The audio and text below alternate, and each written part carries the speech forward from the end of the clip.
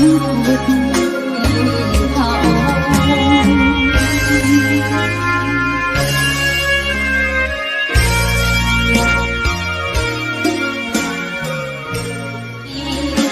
ถวายชีพนี้บูชาดอกบัวดอกน้อยเฝ้าคอยคนที่ใจบุญมาออกเอื้อเกื้อกูลรู้ค่าของบุญเก็บบัวขึ้นมาเพื่อสร้างความดีและสร้างบารมีดังว่าใช้ดอกบัวนี้บูชาพระสัมมาสัมพุทธทองร่วมทำบุญ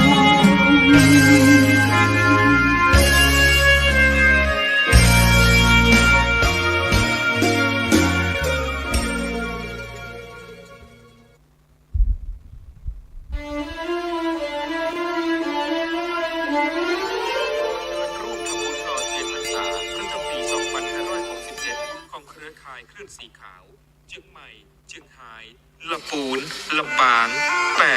น่านและพะเยาเนื่องด้วยคณะสงฆ์พระนักเผยแผ่ธรรมะเครือข่ายคลื่นสีขาวและคณะศรัทธาพุทธศาสนิกชนจะได้มีการจัดพิธีรอเทียนพรรษาและถวายเทียนพรรษาประจำปี 2567 ณ วัดพระธาตุม่อนจอมพออำเภอเวียงป่าเปาจังหวัดเชียงรายในวันที่ 7 กรกฎาคม 2567 เวลา 9 นาฬิกาเป็นต้นไปในงานมีพิธีรอเทียนพรรษาจำนวน 9 เล่มและถวายทานจำนวน 15 วัด 15 เล่มเรียนเชิญเป็นเจ้าภาพถวายปัจจัยวัดละ 1,500 บาทถวายภัตตาหารเพลนพระสงฆ์จำนวน 19 โต๊ะโต๊ะละ 1,000 บาทติดต่อร่วมทำบุญได้ที่พระครูปฏิภาณธรรมถิมหรือตู้ลุงดอยโทรศัพท์ 086-181-0423 บัญชีธนาคารไทยพาณิชย์เลขที่บัญชี 545-256-7959 ชื่อบัญชีพระครูปฏิภาณธรรมถิมหลังจากทำพิธีรอเทียนพรรษาเรียบร้อยแล้วจะนำไปถวายวัดต่างๆจำนวน 9 วัดในพื้นที่ภาคอีสานในวันที่23ถึง25สิงหาคม 2567 โดยจะออกเดินทางในวันที่23สิงหาคม 2567 เวลาตี 4ในโอกาสนี้จึงขอเชิญชวนพุทธศาสนิกชนทุกท่านได้ร่วมพิธีรอเทียนพรรษาและร่วมอนุโมทนาบุญไปด้วยกันเพื่อส่งเสริมพระพุทธศาสนาและวัฒนธรรมประเพณีอันดีงามต่อไป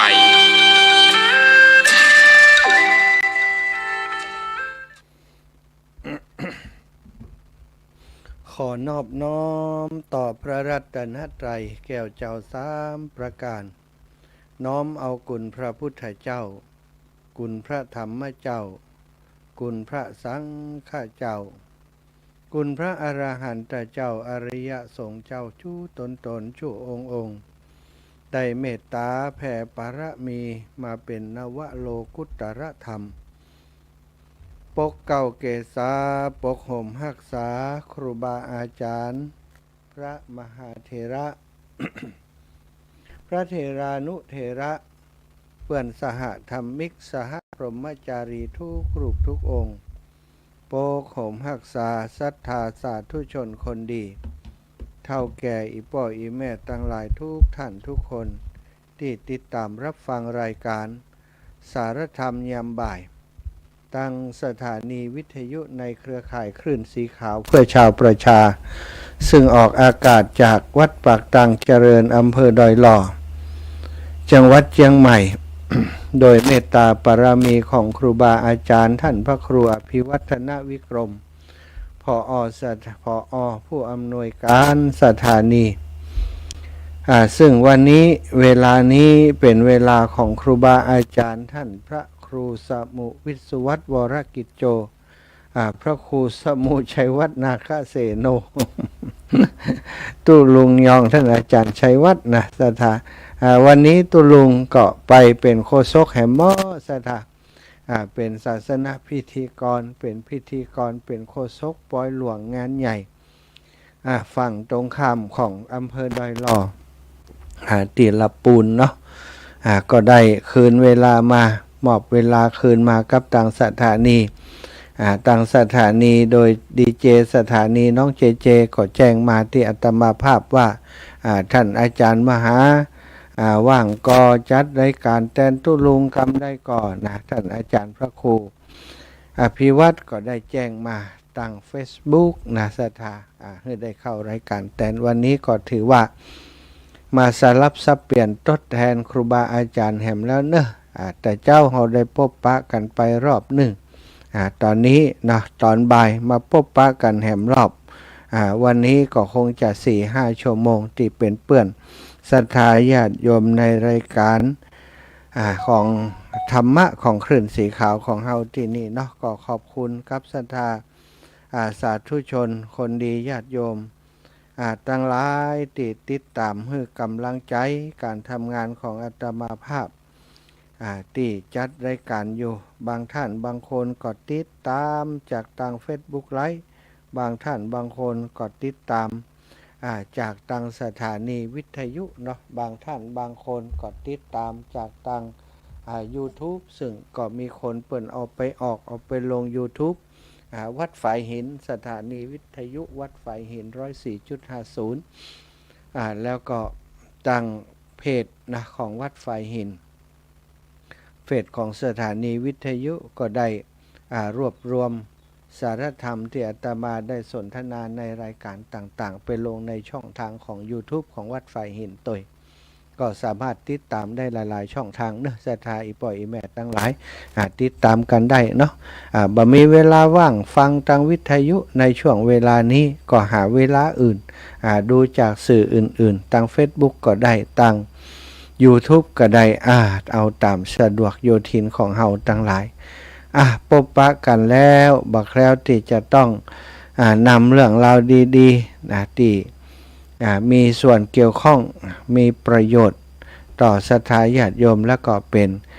การส่งเสริมความมั่นคงของพระพุทธศาสนาการดำรงอยู่ได้ของพระพุทธศาสนาพระพุทธศาสนานั้นมีศาสนธรรมคำสอนอันเป็นคำสอนที่ส่งตรงมาจากพระสัมมาสัมพุทธเจ้าโดยตรงที่มีอยู่ในพระไตรปิฎกที่ครูบาอาจารย์ทรงจำจดจำกันมาที่บันทึกมาตลอดถึงเป็นคำสอนที่ครูบาอาจารย์ได้มาแจกแจงแยกแยะนะสถานเรียกว่าเป็นศาสนธรรมคำสอนศาสนธรรมคำสั่งสอนศาสนพิธีศาสนวัตถุแล้วก็ศาสนทายาทตั้ง 3-4 อย่างนี้คือส่วนที่จะทำให้พระพุทธศาสนาดำรงอยู่ไปถึง5 ปันภวสาเสี่ยงจิรการอันนานอาตมาก็จะนำเรื่องราวเหล่านี้บางครั้งจะเป็นเรื่องของทานปารมีการบำเพ็ญปารมีด้านของการฮื้อการทานต่างๆทานอย่างใดได้บุญตัวอย่างของคนทานที่เปิ่นได้บุญนักได้บุญหลายเปิ่นทานอย่างใดสถาวิธีการฮื้อทานที่ถูกต้องแล้วก็นำเรื่องราวของการที่ครูบาอาจารย์ได้เป็นเก้าเป็นก๊กในการก่อร่างสร้างแปลงศาสนสถานศาสนวัตถุหรือว่าแม้กระทั่งการที่ครูบาอาจารย์ได้สร้างศาสนทายาทได้ส่งเสริมวัฒนธรรมประเพณีกิจกรรมสำคัญต่างๆก็นำมามาจามาแบ่งมาปันมาเล่าให้ศรัทธาสาธุชนอีปอยอีแม่ติดตามรับฟังรายการได้ติดตามเนาะวันนี้ก็มีเรื่องราวต่างๆหลายเรื่องนะก็ผสมผสานกันไปถือว่าเป็นปกิณกะธรรมนี่ก็ได้เป็นสารธรรมสิ่งดีสิ่งที่เป็นสาระนำมาแบ่งปันอุจาก่อนอื่นและก่อนอ่านเนาะก็อ่านเสียก่อนอื่น ขอบคุณกับศรัทธาสาธุชนทุกท่านทุกคนติดตามรับฟังรายการและเป็นกำลังใจให้กันมาโดยตลอดทุกช่วงเวลาทุกชั่วโมงที่ครูบาอาจารย์เปิดจัดรายการตั้ง คลื่นสีขาวก็มีครูบาอาจารย์มาจัดรายการตั้งแต่ตอนเช้าสถานตี 3 ถึงตี 5 ตี 5 6 โมง 7 โมงแล้วก็ตอนบ่ายก็ตั้งแต่เวลานี้ไปเวลานี้ตอนบ่ายก็ 15 นาฬิกาถึง 17 นาฬิกา 18 19 เช้ายาวไปจนถึง22 นาฬิกา รายการธรรมะก็ติดสถานการณ์รายการธรรมะได้หลายๆช่องทางมีตึงเตดพื้นเมืองมีตึงเตดบรรยายมีตึงเหล่าเจียเหล่าธรรมเหล่าข่าวธรรมมีหลายรูปแบบเนาะวันนี้พบปะกันเป็นวันจันทร์วันที่1เนอะวันนี้ไผจะใช้โย หรือว่าไผจะกินข้าวกับน้ำพริกมาแรงนี้ก่อนแล้วดูกันช่วงบ่ายช่วงแรงนี้เนาะไกลแล้วก็ ก็ขอให้ศรัทธาทุกท่านเนอะที่เสียงโจกเสียงดวงก็ขอให้มีโจกดีดวงดีได้มาทำบุญสุนทรทานสิ่งเหล่านี้บ่ได้ส่งเสริมนะแต่ว่าก็ยังให้กำลังใจกันอยู่ก็ขอให้โจกดีนั่นแหละนะทุกคนปรารถนาดีต่อกันเนาะศรัทธาถ้าจะห้ามบ่เล่นนะการพนันเดี๋ยวก็จะพิษใจกันบ่ได้นะบ่ว่ากันละเนาะเรื่องของศรัทธาคารวะกับเรื่องของพระสงฆ์ก็ต่างคนต่างทำหน้าที่กันไปส่งเสริมดูแลกันไปบ่ได้ห้ามปรามแต่ก็บ่ได้ส่งเสริม ถ้าไปส่งเสริมเรื่องอย่างอีนั้นเดี๋ยวก็ตาถูกมันมีน้อยศรัทธาญาติโยมกว่าจะถูกได้เนี่ยมันต้องอาศัยโจกอาศัยดวงบางคนตลอดชีวิตยังบ่ได้ถูกก็เปิ่นเลยแต่ก็เสี่ยงโจกไปหันติ๊กๆนะบางพ่องบ่ใจเสี่ยงนะอาจารย์เสี่ยง ก็แล้วแต่ฝ่ายแต่มันว่าเอาไปเถอะพบปะกันวันนี้เป็นวันที่1เดือนกรกฎาคม2567กรกฎาคมแห่ม3 4 5 6 7วัน6วันวันที่7ก็จะรอเตียนแล้วนะวันนี้ก็มีศรัทธาหลายท่านเปิ่นหอมบ้านวังเป้ากับบ้านม่อนหินแก้วเปิ่นได้หอมปัจจัยมาร่วมบุญสมทบในการรอเตียนก็เดียวก็จะประกาศให้ได้รับทราบในชั่วโมงที่2ชั่วโมงนี้ขอนำสาระธรรมมาสนทนากันก่อนเนาะในช่วงเวลานี้ได้อูจากันไปถึงเรื่องสามเณรน้อยทั้งหลายก็มีเรื่องของสามเณรอยู่นักศรัทธาอสิติมหาเถระหรือว่าพุทธสาวกของพระพุทธเจ้าที่เป็นเอตทัคคะในหลายด้านมี80รูปหนึ่งในนั้นก็มีบางรูปเนี่ยเป็นสามเณรที่มีชื่อเสียงโด่งดังมาก่อนพอมาอุปสมบทก็ยิ่งมีชื่อเสียงโด่งดังเป็นเอตทัคคะในด้านนั้นๆที่พระพุทธองค์ทรงแต่งตั้งสามเณรหลายรูปหลายองค์ที่ในสมัยต้นปฐมกาลที่พระพุทธองค์ยังทรงพระชนอยู่ได้ประกาศศาสนามีลูกเณรมาบวชหลายรูปหลายองค์ก็บวชอายุ 6-7 ขวบศรัทธาเป็นสามเณรแล้วก็เข้ามาปฏิบัติธรรมเหมือนกับพระสงฆ์เข้าไปอยู่ป่าอยู่ในธรรมอยู่บ่ได้สะทกสะท้านหยังวันก่อนได้ถึงเรื่องสามเณรสังกิจจะที่ได้บรรลุอรหันต์ตั้งแต่ตะโจทันตานาคาโลมาเกสาโปร่งผมยังบ่เสร็จเลยศรัทธาบางพ่องก็ว่าแค่มีดที่โกนผมท่านสารีบุตรจะลดลงไปบนหัวของท่านยังบ่ได้โกนกำเตื้อนะก็บรรลุธรรมบรรลุเป็นพระอรหันต์แล้วบางพ่องก็ว่าโกนผมยังบ่ตันแล้วนะก็คงจะใกล้เคียงกันนะคณะติดโปร่งผมอยู่ก็ได้บรรลุอรหันต์โดยกรรมฐานตะโจทันตานาคาโลมาเกสาประวัติของท่านแล้วก็เรื่องที่คนโจทย์จันเล่าลือของเปิ้นก็คือการที่เปิ้นได้ปกป้องชีวิตของพระสงฆ์30รูปที่ไปปฏิบัติธรรมอยู่ในป่าใกล้หมู่บ้านแห่งหนึ่งถูกโจรจะมายับเอาไปบูชายันหรือว่าไปเส้นสังเวยท่านสามเณรที่พระพุทธเจ้าและพระอุปชาของสามเณรท่านสารีบุตรส่งไปเพื่อจะป้องกันภัยก็ได้ไปช่วยพระภิกษุเหล่านั้นโดยการที่ไปทำให้โจรทั้งหลายได้เห็นความอัศจรรย์ของการของสามเณรนะคือยับสามเณรไปแต่ฟันบ่เข้าแทงบ่เข้าฟันแทงบ่เข้ามีดฟันลงไปที่คอมีดงอหมดศรัทธาไฟครั้งที่1งอก็นึกว่ามันเพราะว่าออกแห้งบ่จับจ้ามีดงอมีดนี้ไปเอามีดเล่มใหม่มาฟันกลายเป็นว่ามีดเล่มนั้นก็ ม้วนไปเป็นเหมือนกับการใบตาลม้วนเข้าไปถึงโคนดับหัวหน้าโจรหันยังอันก็อัศจรรย์ก้มลงกราบท่านสามเณรสามเณรแล้วก็ถามว่าท่านทำไมบ่โซทกสถานบ่หวาดบ่กลัวพระสามเณรก็บอกว่าธรรมดาพระขีณาสพผู้มุดกิเลสแล้วย่อมบ่กลัวความตายการที่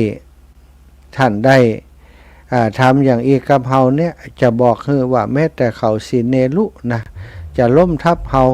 ทับเฮาตึงตัวนี้ก็บ่สามารถจะทำลายซึ่งชีวิตเฮาได้นับภาษาอย่างกับดาบแล้วก็สิ่งที่ท่านทำกับเฮาจะสามารถประหารเฮาได้เป็นไปบ่ได้นะโจรทั้งหลายก็ได้กลับใจเพราะหันความอัศจรรย์ของสามเณรแล้วก็ได้บวชเป็นสามเณรรักษาศีลแล้วก็ได้ไปอุปสมบทกับพระพุทธเจ้าและต่อมาก็เป็นสัทธิวิหาริกของสามเณรถึง500 คนโจร500บวชเป็นลูกศิษย์ของสามเณรนี่ศรัทธาญาติโยมเรื่องสังกิจจะสามเณรที่ได้จบลงไปแล้วต่อจากนี้จะเป็นเรื่องของสานุสามเณรเรื่องพูดผีปีศาจเรื่องนางยักษ์อะไรอย่างต่างๆนี้บ่ได้มีแค่ในยุคสมัยเฮาในยุคสมัยก่อนผีเข้าคนนี่นะก็มีแล้วนะอันนี้บ่ใช่เข้าคนธรรมดาเข้าสามเณร ผีตนได้จะมาเข้าสามเณรได้ลองฟังกันสานุสามเณรนี้เป็นผู้ที่บรรพชาในพุทธศาสนาในคณะที่ท่านยังเป็นเด็กเหมือนกันแต่เป็นเด็กที่อยู่ในโอวาทเป็นเณรที่อยู่ในโอวาทคำสอนของพระอุปัชฌาย์อาจารย์เป็นสามเณรที่มีความรับผิดชอบต่อหน้าที่ได้รับมอบหมายอย่างจากครูบาอาจารย์จากอุปัชฌาย์อาจารย์ก็ทำอย่างเต็มกำลังความสามารถบ่ว่าจะเป็นงานใช้กำลังกายหรืองานใช้ความรู้ท่านก็ตั้งใจกระทำอย่างจริงจังดังที่คำพังเพยเปิ้นว่าคนที่นักก็เอาเบาก็สู้เป็นคนที่บ่ย่อท้อต่ออุปสรรคทั้งหลายท่านเป็นคนแบบนี้ประวัติของท่านสามเณรสานุนี่มีบันทึกว่าในอดีตชาติและในปัจจุบันชาติชีวิตในอดีตชาติท่านก็กล่าวอยู่ในอัตถกถาคัมภีร์ปรมัตถทีปณีติขยายความบาลีคัมภีร์คุตถกนิกายเถระคาถาว่าสานุสามเณรนี้มีบุญกุศลที่ได้กระทำไว้แล้วในพระพุทธเจ้าพระองค์ก่อนอันเป็นอุปนิสัยหรือว่าความดีที่เป็นทุนอยู่ในจิตใจของเปิ้นได้สร้างไว้ในชาตินั้นๆในกัปที่94นับย้อนหลังไปแต่ภัททกัปนี้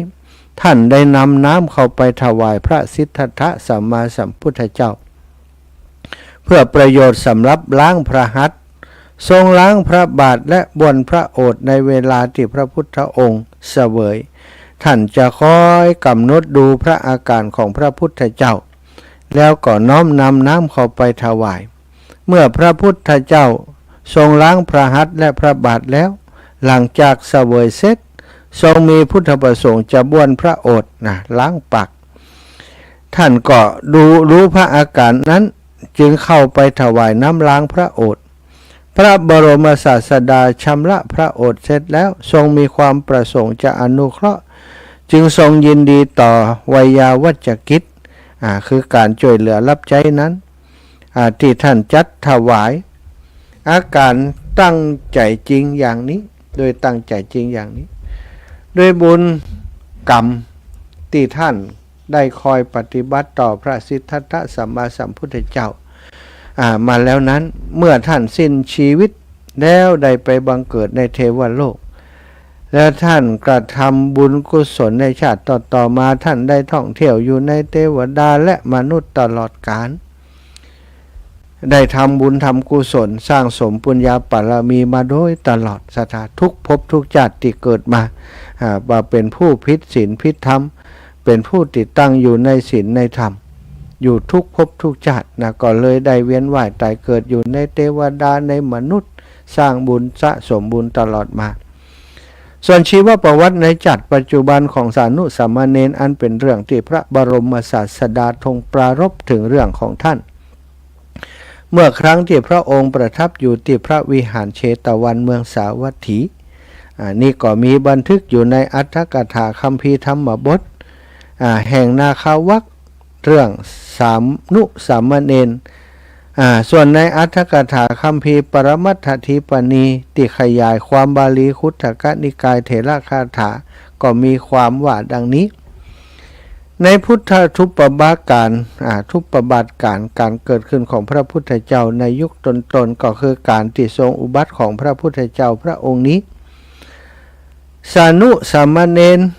ได้ถือปฏิสนธิในเรือนของอุบาสกคนหนึ่งในเมืองสาวัตถีเมื่อตั้งอยู่ในครรภ์ของมารดาอุบาสกผู้เป็นบิดาของท่านก็ออกจากบ้านไปอยู่เสียที่อื่นก็คือละแม่ของเปิ้นไปเมื่อท่านอยู่ในครรภ์ครบ10 เดือนอุบาสิกามารดาของท่านก็คลอดท่านออกมาและก็ตั้งชื่อว่าสานุสามเณรเป็นบุตรคนเดียวของอุบาสิกาคนหนึ่งผู้มีศรัทธาในพระพุทธศาสนาอุปาสิกานั้นได้ให้สานุลูกชายออกบรรพชาเป็นสามเณรตั้งแต่อยู่ในวัยเด็กนับตั้งแต่สานุนั้นบรรพชาเป็นสามเณรแล้วสานุสามเณรเป็นผู้มีศีลบริสุทธิ์สะอาดปราศจากมลทินสมบูรณ์โดยความประพฤติปฏิบัติดีเป็นพระหูสูตรก็คือผู้ฟังมากเรียนมากสดับรับฟังเล่าเรียนธรรมะจากครูบาอาจารย์จากพระอุปัชฌาย์อาจารย์ท่านสารีบุตรเป็นพระอุปัชฌาย์ได้กระทำการปฏิบัติวัฏถากก็คือเอาใจใส่คอยปฏิบัติรับใช้อาจารย์อุปัชฌาย์และอาคันตุกะคือพระติจรมาทั้งหลายด้วยความเต็มใจสานุสามเณรตื่นขึ้นแต่เช้าตรู่ตักน้ำไว้ในห้องน้ำปัดกวาดลงฟังธรรมตามประทีปไว้แล้วประกาศการฟังธรรมด้วยน้ำเสียงอันไพเราะเดือนละ8 วันเดือนละ8 วันตลอดมาพระภิกษุทั้งหลายหู้จักกำลังความสามารถของสานุสามเณรได้ดีจึงได้เชื้อเชิญว่าสามเณรเธอจงสวดธรรมเถิดสานุสามเณรก็บ่เคยแสดงกิริยาอิดเอื้อนบัดเต็มใจหรือมีข้อตอบโต้แย้งบ่มีเลยเมื่อสานุสามเณรได้ฟังคำของภิกษุทั้งหลายบอกว่าเธอจงแสดงธรรมเถิดท่านก็ขึ้นธรรมะที่สำหรับพระภิกษุสามเณรแสดงธรรมแล้วก็กล่าวธรรมเหมือนกับจะหือน้ำในอากาศตกลงมาและเวลาท่านจะลงจากธรรมะก็กล่าวว่าข้าพเจ้าหือส่วนบุญในการกล่าวธรรมบทนี้แก่มารดาบิดาของข้าพเจ้าบุคคลทั้งหลายบอกว่าสานุสามเณรหือส่วนบุญแก่มารดาบิดาคนใดส่วนมารดาของสานุสามเณรในอดีตชาติที่เป็นแม่ติดต่อกันมาเป็นลำดับหลายชาติสถานางได้เกิดเป็นนางยักษินีและนางยักษินีนั้นได้มากับเทวดาเพื่อฟังธรรมพอฟังธรรมแล้วเมื่อจะอนุโมทนาส่วนบุญที่สานุสามเณรฮื้อจึงกล่าวว่าพ่อสามเณรฉันขออนุโมทนากับบุญที่ท่านได้ทำภิกษุทั้งหลายผู้มีศีลบริสุทธิ์สมบูรณ์ศรัทธาก็ย่อมจะเป็นที่รักของชาวโลกและเทวโลกเพราะฉะนั้นเทวดาทั้งหลายจึงมีความละอายมีความเคารพสานุสามเณรนับถือสานุสามเณรเช่นกับมหาพรหมและเหมือนกับกองไฟใหญ่เทวดาทั้งหลายย่อมเห็นนางยักษินีเป็นที่เคารพเพราะความเคารพต่อสานุสามเณรเคารพสานุสามเณรเลยเคารพมารดาของสานุสามเณรก็คือนางยักษินีอดีตแม่ของสามเณรนี้โดยในสมัยทั้งหลายมีสมัยฟังธรรมและสมัยพวกยักษ์ประชุมกันเป็นต้นมนุษย์ทั้งหลายได้ฮืออาสนะคือตีนั่งติดีน้ำติดีเข้าติดีแก่นางยักษินีด้วยโดยคิดว่านางยักษินีนี้เป็นมารดาของสานุสามเณรสัทธา แม้นางยักษินีที่มีศักย์ใหญ่หันนางยักษินีตนนี้แล้วก็หลีกทางให้หรือก็ลุกขึ้นจากที่นั่งโดยเป็นการแสดงความคารวะต่อสานุสามเณรเพราะนางยักษินีเป็นแม่ของเปิ้นแม่ในอดีตชาตินะขั้นการต่อมาสานุสามเณรก็เจริญเติบโตเป็นวัยรุ่นอายุนักแล้วใกล้จะอุปสมบทแล้วมีร่างกายแข็งแรงมีร่างกายแข็งแรงแล้วก็เกิดจิตใจที่ผิดไปจากเดิมมีความมดความยินดีในการบวชซะทรู้สึกอยากจะซึกบอกว่ามันเป็นบ้านเฮาก็ว่าบุญพระเหลืองมันมดกะเนาะนึกอยากจะซึกซะทเมื่อนึกอย่างอันแล้วท่านก็บ่สามารถความบรรเทาความอยากจะซึกนั้นลงได้จึงเป็นผู้ที่ปล่อยผมละเล็บไว้จนยาวเปลี่ยนปล่อยสบงผ้านุ่งจีวรผ้าห่มหื้อชกปกมอมแมมและก็บ่ได้บอกความในใจนั้นแก่ไผเลยท่านได้ถือเอาบาตรและจีวรไปที่เรือนของอุบาสิกาโยมมันดาเพียงลำพังผู้เดียวอุบาสิกาหันสามเณรบุตรชายก็ยกมือไหวแล้วถามว่าพ่อสามเณรเมื่อก่อนนั้นสามเณรเคยมากับอาจารย์และอุปชามาพร้อมกับภิกษุหนุ่มและสามเณรพ่องเพราะเหตุใดวันนี้ลูกจึงมาเพียงลำพังแต่ผู้เดียวเล่านะสานุสามเณรก็ตอบว่าโอ้คุณโยมแม่บัดเดี๋ยวนี้ลูกอยากซึกนะลูกเนนอยากจะซึกแม่อุบาสิกาผู้เป็นโยมมันดาผู้มีศรัทธาก็ได้แสดงโทษในคฤหัสถ์คือการอยู่ครองเรือนหรือว่ามีชีวิตเป็นเจ้าบ้านโดยอ้างเหตุผลต่างๆตักเตือนสามเณรบุตรชายก็ยังบ่สามารถทำให้สามเณรบุตรชายเข้าใจได้แต่นางก็บ่ได้เสือกใส่ให้ไปให้พ้นโดยคิดว่าถึงอย่างใดสามเณรบุตรชายของเฮาก็ต้องมีความรู้สึกได้โดยสัญชาตญาณความรู้ที่มีมาแต่กำเนิดของสัตว์ทำให้มีความรู้สึกและกระทำได้เองโดยบ่ต้องมีไผสอนของตนเองนางจึงกล่าวว่าพ่อสามเณรโปรดรออยู่จนกว่าโยมจะจัดข้าวต้มและข้าวสวยเพื่อพ่อสามเณรได้ฉันข้าวต้มและข้าวสวยเสร็จแล้วโยมจะนำเอาผ้าเนื้อดีติดพอที่น่าพอใจมาถวายแก่พ่อสามเณรแล้วนางก็ไปโต๊ะแต่งอาสนะถวายแก่สานุสามเณรผู้เป็นบุตรชายฝ่ายสานุสามเณรก็ได้นั่งลงบนอาสนะนั้นบนตังนั้นอุปาสิกาผู้เป็นมารดาก็จัดแจงไปแปลงข้าวต้มไปต้มข้าวต้มของเคี้ยวของฉันเสร็จโดยเวลาชั่วครู่เดียวเท่านั้นแล้วนางก็นำมาถวายและต่อมาอุบาสิกาก็คิดว่าเฮาจะหุงข้าวสวยจึงนั่งซาวข้าวสารอยู่ในที่ไกลๆอาสนะที่สามเณรนั่งอยู่นั้นในครั้งนั้นนางยักษินีมารดาในอดีตชาติของสานุสามเณรก็ตรวจดูว่าวันนี้ลูกสานุสามเณรอยู่ไหนน้อท่านได้อาหารบ้างหรือยังบ่ได้นะแม่ในอดีตชาติก็กึดเติงหาลูกว่าลูกได้กินอาหารแล้วยังได้อาหารแล้วยังก็หู้เรื่องที่สานุสามเณรนั่งอยู่โดยนึกอยากจะซึกนางยักษินีก็มีตาทิพย์เหมือนกันนะหู้ความคิดของลูก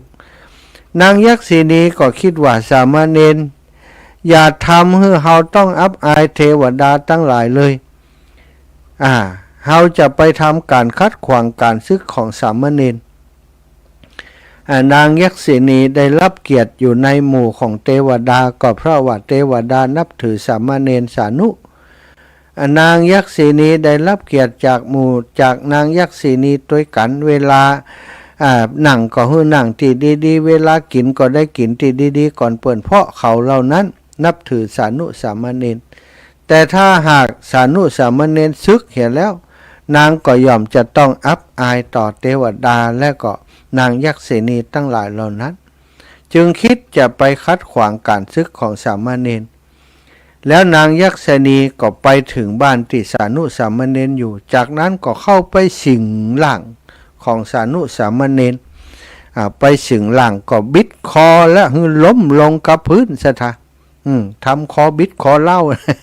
น้ำลายย้อยเต้ยปักกระดิกลงบนพื้นเลย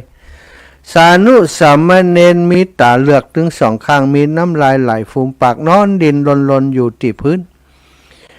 อุบาสิกาโยมบรรดาได้แลเห็นด้วยอาการอันแปลกประหลาดของสานุสามเณรบุตรชายก็รีบไปบุตรขึ้นมานอนบนตักสถาให้ยะเป็นอายังลูกแม่ลูกเป็นอายังไผไม่ยะอย่างลูกจะได้เป็นอย่างอี้ไปเจ้าบ้านทั้งสิ้นได้ยินเสียงนั้นก็วิ่งมาช่วยเหลือเอามาหันสภาพอย่างอันก็ได้ทำการบวงสรวงด้วยเครื่องสังเวยพีกรรมคือการบูชาเป็นต้นส่วนอุบาสิกาโยมบรรดาก็ร้องไห้ลำพันได้กล่าวคาถาเหล่านี้ว่าข้าพเจ้าได้ฟังถ้อยคำพระอรหันต์ทั้งหลายว่าบุคคลเหล่าใดรักษาอุโบสถประกอบด้วยองค์8ประการตลอดวัน14ค่ำ15ค่ำ8ค่ำตลอดปาฏิหาริยปักประพฤติพรหมจรรย์อยู่ยักษ์ทั้งหลายบ่เล่นกับบุคคลเหล่านั้นแต่ในวันนี้บัดนี้เองข้าพเจ้าได้หันยักษ์ทั้งหลายเล่นกับสานุสามเณรหรือว่ามาสิงมากันแกล้งมาสิงมารังควานสานุสามเณรนางยักษินีซึ่งสิงในร่างของสานุสามเณรได้ฟังถ้อยคำของอุบาสิกาโยมมารดาสานุสามเณรในชาตินี้ก็จึงกล่าวตอบว่าการที่ท่านได้ฟังถ้อยคำพระอรหันต์ทั้งหลายว่าบุคคลเหล่าใดรักษาอุโบสถประกอบโดยองค์8ประการตลอดวัน14ค่ำ15ค่ำ8ค่ำทั้งตลอดปาฏิหาริยปักประพฤติพรหมจรรย์อยู่ยักษ์ทั้งหลายบ่เล่นกับบุคคลเหล่านั้นเป็นการฟังที่ถูกต้องดีแล้วแล้วนางยักษินีก็กล่าวต่อไปว่าขอท่านจงบอกแก่สานุสามเณรผู้ตื่นขึ้นมาแล้วตามถ้อยคำของยักษ์ทั้งหลายว่าท่านอย่าได้กระทำบาปกรรมทั้งในที่แจ้งหรือในที่ลับถ้าท่านจะกระทำบาปกรรมหรือกำลังกระทำบาปกรรมอยู่ก็ตามถึงท่านจะเหาะหนีไปท่านก็บ่อาจจะหลุดพ้นจากความทุกข์ใดนางยักษินีว่าแล้วก็กล่าวต่อว่าความรอดพ้นจะบ่มีแก่ท่านผู้ทำบาปกรรมแล้วถึงจะเหาะหนีไปเหมือนกับนกก็ตามว่าแล้วก็ปล่อยสานุสามเณร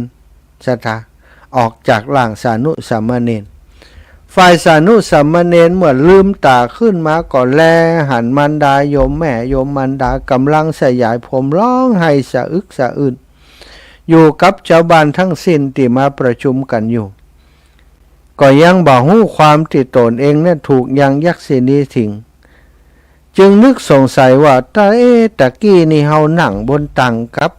บนตังโยมแม่นั่งเศร้าเข้าสารอยู่ในที่ใกล้ๆบัดนี้เฮากลับลงมานอนอยู่ที่พื้นนี่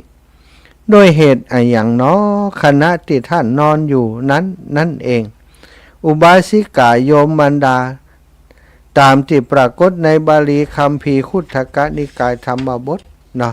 ก็ได้กล่าวว่าคุณโยมก็ได้ถามว่าคุณโยมบุคคลทั้งหลายย่อมร้องไห้ถึงบุคคลที่ตายไปแล้ว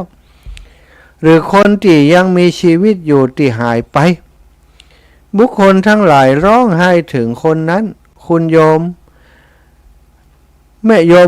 เมื่อคุณโยมหันฉันมีชีวิตอยู่เหตุไฉนจึงร้องไห้ถึงฉันปันนี้เล่าในครั้งนั้นอุบาสิกาผู้เป็นมารดาของสานุสามเณรเมื่อจะแสดงโทษในการที่บุคคลละวัตถุกรรมก็คือพัสดุอันน่าใคร่กรรมคุณทั้ง5ได้แก่รูปเสียงกลิ่นรสสิ่งที่ถูกต้องโดยกายและกิเลสกรรมก็คือราคะความกำนัดโลภะความอิจฉาโลภะความอยากอิจฉาความอิจฉาริษยาออกบรรพชาแต่กับ มาเพื่อจะลาศึกนางจึงกล่าวว่าลูกเอ๋ยญาติและมิตรทั้งหลายย่อมร้องไห้ถึงคนที่ตายไปแล้วหรือคนที่เป็นอยู่ที่หายไปแต่ผู้ใดละกามแล้วทั้งหลายได้แล้วยังวนเวียนมาในกามนี้อีกลูกเอ๋ยญาติและมิตรทั้งหลายย่อมร้องไห้ถึงคนผู้นั้นเพราะผู้นั้นถึงมีชีวิตอยู่ต่อไปก็เปรียบเหมือนคนที่ตายแล้วนางได้เปรียบเทียบชัดเจนว่าลูกนี้ได้ละบ้านละเฮือนละกามละความกำนัดยินดีละความโลภความอิจฉาริษยาไปแล้วไปบวชเป็นสามเณรแล้วเป็นผู้ประเสริฐแล้วบัดเดี๋ยวนี้จะกลับมาเป็นฆราวาสมามกมุ่นในกามแหมเป็นสิ่งที่น่าเสียใจเป็นสิ่งที่น่าเสียดายที่แม่ให้ก็เพราะเรื่องนี้ว่าเมื่ออุบาสิกากล่าวอย่างนี้แล้วเมื่อแสดงโทษในการเป็นฆราวาสการอยู่ครองเรือนการทำหน้าที่ครองเรือนเป็นเหมือนการที่ ให้เป็นเหมือนกับฐานไฟที่มกอยู่ในเท่าสถาญาติโยมเป็นเช่นกับเหวก็จึงกล่าวกับลูกว่าลูกเอ๋ยลูกที่บรรดายกขึ้นจากเตาไฟอันลุกโชนยังต้องการที่จะตกลงไฟในเปลวไฟในเตาไฟนั้นลูกที่บรรดายกขึ้นจากเหวแล้วยังต้องการที่จะตกลงไปในเหวอีกลูกเอ๋ยขอพ่อสามเณรจงมีความเจริญเถิดก็โยมจะปรับทุกข์กับไผจะให้ไผช่วยคิดเนื้อความนี้บุตรน้อยของเรานี้อันเฮานำออกไปบวชในพระพุทธศาสนาประหนึ่งสิ่งของที่ถูกนำออกไปจากเรือนที่กำลังถูกไฟไหม้แล้วก็ยังต้องการจะให้รุ่มร้อนในคฤหัสถ์อีกขอท่านทั้งหลายจงช่วยวิ่งเต้นจงช่วยกันต้านทานให้แก่ข้าพเจ้าโดยเถิดนางจึงกล่าวต่อไปโดยคาถาว่าขอท่านทั้งหลายจงช่วยกันวิ่งเต้นขอความเจริญจงมีแก่ท่านโยมจะปรับทุกข์กับไผได้เล่าท่านเป็นเหมือนสิ่งของที่ถูกนำออกไปจากเรือนที่ถูกไฟไหม้แล้วยังต้องการเพื่อจะถูกไฟไหม้อีกหรือเมื่อโยมมารดาของท่านกล่าวอย่างนี้สานุสามเณรนั้นก็เข้าใจเนื้อความทั้งหมดจึงได้กล่าวว่าโอ้โยมแม่ถ้าอย่างอีลูกก็จะบ่ต้องการศึกเป็นฆฤหัสถ์แล้วครั้งนั้นอุบาสิกาโยมบรรดาของสานุสามเณรก็เลยได้กล่าวด้วยความดีใจว่าสาธุดีแล้วดีแล้วพ่อสามเณรเอ๋ยนางก็ดีใจได้เช็ดเหงื่อเช็ดไข้เช็ดน้ำตาออกจากใบหน้าล้างหน้าล้างตาแล้วก็มากราบสามเณรถวายข้าวอาหารอันประณีตให้ฉันแล้วก็ถามว่าพ่อสามเณรบัดเดี๋ยวนี้พ่ออายุต่อใดแล้วพอนางทราบว่าบุตรชายมีอายุครบที่จะอุปสมบทแล้วนางก็ได้กล่าวว่าดีแล้วดีแล้วลูกเดี๋ยวแม่จะไปถามอุปชาอาจารย์แม่จะชัดแจงผ้าไตรจีวรบาทให้กับลูกแห่งใหม่จะให้ลูกได้อุปสมบทเป็นพระภิกษุต่อไปสานุสามเณรมีบาทและไตรจีวรครบแล้วก็ได้อุปสมบท เป็นพระภิกษุในพระพุทธศาสนาในการต่อมาเมื่อพระบรมศาสดาจะทรงกระทำพระสานุผู้บวชแล้วประเมินให้เกิดความอุตสาหะในการข่มจิตจึงตรัสว่าธรรมดาจิตนี้เที่ยวไปในอารมณ์ต่างๆตลอดกาลนานมาแล้วอันความสวัสดีย่อมบ่มีแก่ผู้บ่ข่มจิตนั้นลงได้เพราะฉะนั้นบุคคลจึงควรทำความเพียรในการข่มจิตเหมือนนายหัตถาจารย์คือบุคคลที่ฝึกจ้างควานจ้างนะสถานายหัตถาจารย์ทำความพยายามในการข่มช้างตกมันช้างตกมันนี่มันมีน้ำมันซึมมาออกที่ผิวหนังมีอาการดุร้ายสถาด้วยตะขอฉะนั้นแล้วพระพุทธองค์ก็ตรัสคาถามีความปรากฏในคัมภีร์บาลี ขุทกนิกายธรรมบทว่าในการก่อนจิตนี้เที่ยวไปสู่ที่จาริกตามอาการที่ปรารถนาตามอารมณ์ที่น่าใคร่ตามความสุขสบายวันนี้เฮาจะข่มจิตนั้นโดยโยนิโสมนสิการโยมิโสมนสิการก็คือการทำไว้ในใจโดยอุบายอันแยบคายคือเหมาะสมกับเหตุผลพิจารณาฮือหู้สิ่งที่ดีสิ่งที่ชั่วโดยเหมาะสมกับเหตุผลนี่เรียกว่าโยนิโสมนสิการดุจนายควานช้างผู้ถือขอข่มช้างเชือกตกมันนั้นไว้ฉะนั้นก็ได้สอนสามเณรไปในเวลาพระบรมศาสดาแสดงพระธรรมเทศนาจบธรรมาภิสมัยการตรัสรู้ธรรมแล้วก็การสำเร็จมรรคผลได้มีแก่เทวดาจำนวนมากผู้เข้าไปสดับรับฟังธรรมพร้อมกับท่านสานุและท่านสานุนั้นก็ได้เล่าเรียนพุทธพจน์ถ้อยคำที่พระพุทธเจ้าได้ตรัสนั้นท่านก็ได้บรรลุธรรมแล้วก็ท่านนี่ก็เป็นผู้ที่ทรงจำถ้อยคำของพระพุทธเจ้าทั้งพระไตรปิฎกแล้วท่านก็ได้เป็นพระธรรมกถึกผู้สั่งสอนธรรมที่เชี่ยวชาญท่านทำให้ชาวชุมพูทวีปทั้งสิ้นลือกระชอนไปลือกระชอนในเรื่องของที่ท่านเป็นผู้ที่มีความทรงจำดีเป็นผู้ที่มีความเป็นพระธรรมกถึกเทศได้เข้าใจง่ายเมื่อพระสานุเถระได้เป็นพระอรหันต์แล้วท่านได้กล่าวคาถาที่มีอยู่ในคัมภีร์บาลีคุตกนิกายอัปปทานแห่งนิการปุพ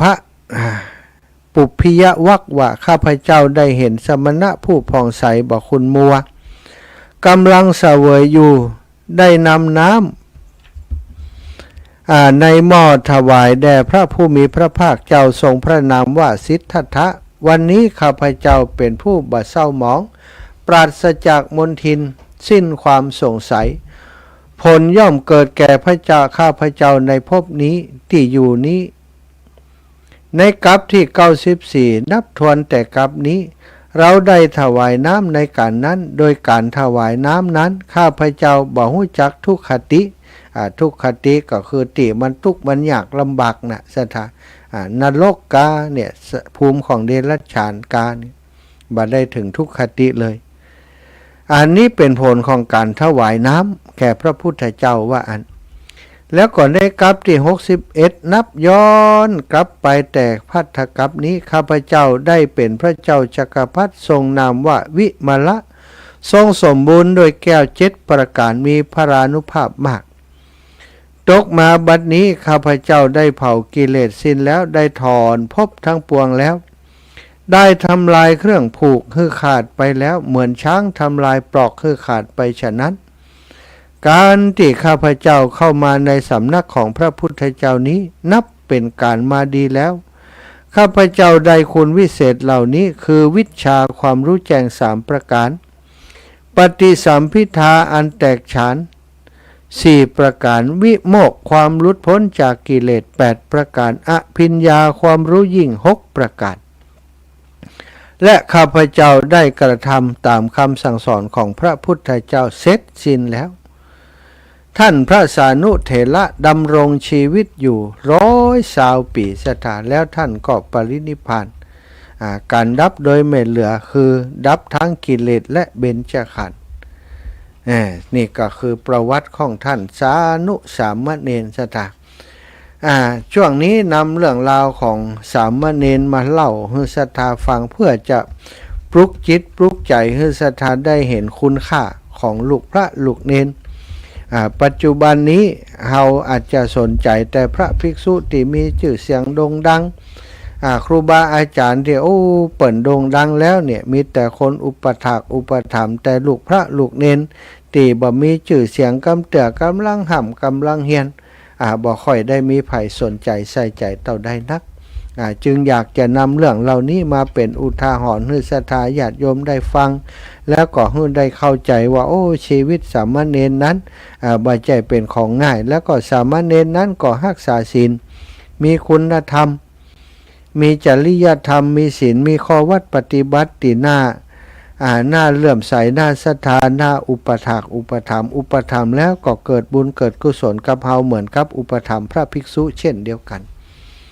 เนาะก็ขอฝากไว้เหมือนเดิมนั่นแหละว่ามีลูกพระลูกเน้นที่ไหนก็ช่วยกันพ่อคอยดูแลเพื่อนจิม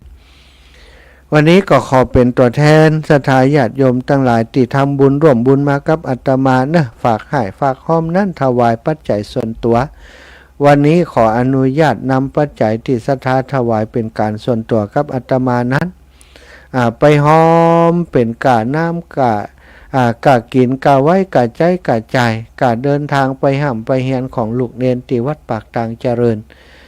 14 รูป14 องค์ที่ท่านอาจารย์ใหญ่พระครูพิวัฒนวิกรมดูแลอยู่ที่หั่น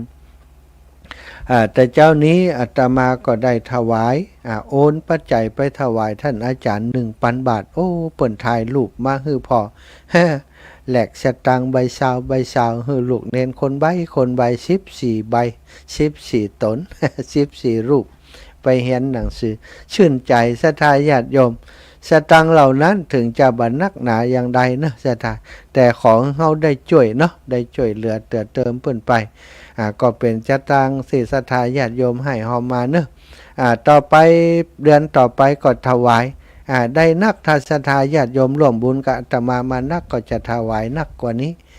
ถ้าคนนั้นคนนี้หอมนั้นหอมนี้มาอันแม่ขอหอมลูกเน้นเนอะได้ยินท่านอาจารย์อู้ถึงอินดูเปิ้นนะลูกเน้นมาจากบนเขาบนดอยสัมปีสัมปอ6 ขวบ 7 ขวบนะศรัทธาวันนั้นอาจารย์เอาไปล่างงานบ่อป่าบ่อย พอเปิ้นนั้นเป็นขี้เปอะขี้โป้งไงเนาะเป็นตาดีอินดูก็ช่วยกันอุปถัมภ์ค้ำชูดูแลสร้างศาสนทายาทให้กำลังอกกำลังใจลูกๆหลานๆที่มาบวชเป็นพระสงฆ์องค์สามเณรเจ้าคือเปิ่นมีกำลังใจอยู่ในศาสนานี่เหมือนศรัทธาเป็นนอเนื้อของศาสนาเป็นศาสนทายาทของศาสนาเอาละศรัทธาช่วงชั่วโมงแรกนี้ก็จะแบ่งเวลาศรัทธาโทรมาสัก10 นาทีเนาะ0808844173ฟังอยู่ที่ไหนตั้งได้โทรมากันได้เนอะฟังจาก Facebook ก็โทรมาได้เนอะฟังจากYouTube ถ้า YouTube ฟังในขณะนี้ก็โทรมาได้ถ้าฟังหลังออกรายการไปแล้วก็ไม่ได้ฟังสดนะก็โทรมาบ่ได้โทรมาให้กำลังใจกันได้โทรมาสอบถามโทรมาแสดงความคิดเห็นโทรมารายงานผลการรับฟังได้ทั้งนั้นเนาะศรัทธาเจริญปอนได้เลยเนอะ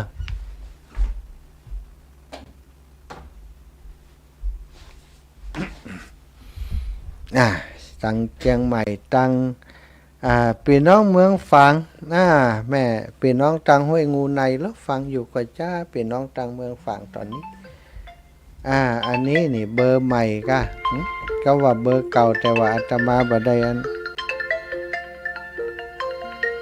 ยังไม่ได้ปลดล็อกเจริญปอนแม่อุ้ยอินแม่สาบเสมิงมาแล้วฮะมาอู้ เดี๋ยวตนอื่นกับได้อู้กันเอาเปรียบเปิ้นไปว่าอันกันวัดดีไม่อุ้ยไปงานเขาดำนะขอถามว่าไม่อุ้ยอันทุกเจ้าอย่างที่อู้ม่วนให้หัวดีๆถ้ากระโตหาตลอดถ้ากระโตโซหาตักขนาดไม่อุ้ยบอกเขาว่าถ้ามหาสมชาติเนาะมันอยู่ลำปางไม่อุ้ยได้บอกมหาสมชาติไม่อุ้ยบอกว่ามหาอารมณ์ดีเอาเปรียบก้านี่ฮะเขาว่าอันจูยังมาโทรหาพ่อมาแจ้งโทรหรอได้ฟังไม่ฟังคุณเตื้อหรอจัดตัวอันก็ขอบคุณเนอะใครหัวม่วนอีใครหัวกระม่วนม่วนนี่น่ะตนอื่นตนอื่นก็ตนเดียวนะถ้าโทรหาเจ้าเปิ้นโอ้หัวตันอย่างจะโทรมาละโอ้ล่ะแม่นแล้วก็เนาะอันเนาะไว้ มีเสน่ห์เพิ่นอ่ะ สาธุขอบคุณนายแม่นาปั่นกันคนน้อย เจ้าอาจารย์ จะเลินป้อนอีแม่1174เจ้า เจ้า แม่ฟังลูกอยู่เน่ พี่น้องเมืองฝางมหานครฝางฝนตกกะแต่ว่า เจ้าตกหาใหญ่ขนาด ตู้นักกรรมอีแม่จงดีลงคือพอว่าฝนตกนักนี่หรอที่ไหนตกของลำปางตกนัก บางบ่ตกกะ ตกแต่มันนัก คนบ่ตกกะ บัดตกอีแม่มันตกนักอย่างนั้นน่ะ ทางฝั่งนี่เป็นบ้านจุ่มบ้านเย็นนั่นน่ะ บ้านจุ่มบ้านเย็นบ้านคนหล่ำคนรวยคนจุ่มคนเย็น รวยนี่แม่มาหูแม่มาเลย รวยอีแม่รวยไผจะรวยนะจ้าสาธุแม่นะ เจ้าสาธุ จ้าบุญรักษา เป็นกำลังใจตุลูกเด้อ สาธุเป็นกำลังใจให้โยมแม่ สุขภาพแข็งแรงเจริญปอน นมัสการเจ้าทนา แม่ยายพรร่องวัวแดง ไอ้มุกผู้เจ้าอ่ะ หึ ผู้เจ้ากัน กะถึงว่าเดี๋ยวนี้ว่ามันตกอย่างใดนี่หึ แต่ก็นี่บ่จบมันมืด นั่นแฮะมันมืดมัวมันตกจ้ะยายพรครับมุกว่าพระมหาสมชายน่ะพระมหาประชิดอ่ะโยงยาออกมาแล้วล่ะ โอ้เพิ่นเป็นหยัง ไปอบรมวันนั้นไปเป็นรูปผู้เป็นโอ้วัดมันสิคำว่าเป็นอยากเชื่อเรื่องสวยแกอ่ะ โอ้หอมเจริญแม่เยอะ งามจำจ้องก็จะไปจ้องด้วยแล้วเดี๋ยวนี้ไปไหว้ห้องน้ำแล้วปูนบึ้ง โอ้บ่ฮู้กำเจาฮะไม่กี่วันวันนี้นะ แหละเดี๋ยวจะชื่อถามพระครูดีละเดี๋ยวละไผฮู้ข่าวบอกจิมเด้อจะสาธุไผฮู้ข่าวบอกให้จิมไผฮู้ข่าวความคืบหน้าของท่านอาจารย์พระมหาประสิทธิ์เป็นอย่างไรรายงานให้ฟังจิมเด้อโอ้บ่ฮู้กำเตือฮะถ้าอยู่ลำปูนเดียวมีเวลาจะได้ไปเยี่ยมเพิ่นเนาะโอ้ท่านอาจารย์พระนักเทศน์อาจารย์พระมหาประสิทธิ์ศรัทธาญาติโยมพี่น้องต่างถิ่นต่างแดนมาแล้วโอ้ก็ไม่ต้องจันมาฝากนี่เขาโอ้ก็ไม่ต้องจัดจากคนชวนให้ไปก็ว่ามีทางกันรถที่ยืมมามาแล้วไปแล้วไปหน่อยเดี๋ยวไปแล้วผมชวนแล้วเดี๋ยวใครมันชวนคนชวนคนอื่นกูคนชวนเขาแค่เลยอยู่ใกล้มาให้หน่อยหนังเอาเดี๋ยวใกล้หนังยืดดิดมันได้ก็แต่เอาเป็นอู้ถึงเขาเนี่ยก็มาอ้วจวนไปไหนกันอ้างนั่นอ้างนี่อ้าง108ปันเก่าปุ่น2,000เทว่าเอามันเทว่าเอาแล้วมันมีแต่เนาะมันมีเลยชวนไปไหนก็ไปอ้างแผวว่าช่างได้ช่างมาเบิกของกัดแต่ก็ทุกวันนี้มันได้ไปไหนเอาดินมาเขามาเอาของมาใส่แต่มันป้องกันไม่ออกนี่แล้วไฟจะจวนจวนเสียค่าล้มเราของแกเป็นพระอันเวลาขอบหอมเมื่อวันนี้200เพิ่นมาบอกนี่แต่ว่าโอ้วันนี้เจ้าขอบเพิ่นว่าใส่ขอบหัวเด้อแม่ฟ้องจันเนาะแล้วจะเอาโอนไปโอนหาอาจารย์อะไรเบื่ออาจารย์โอนไปหาหลวงปู่เลยแล้วก็ส่งอันจื่อมาให้เขานี่แม่ฟ้องจัน200อีแม่100 200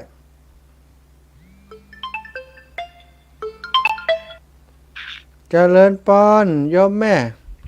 เจ้าไหว้สาเจ้าท่านพระมหาเจ้าแม่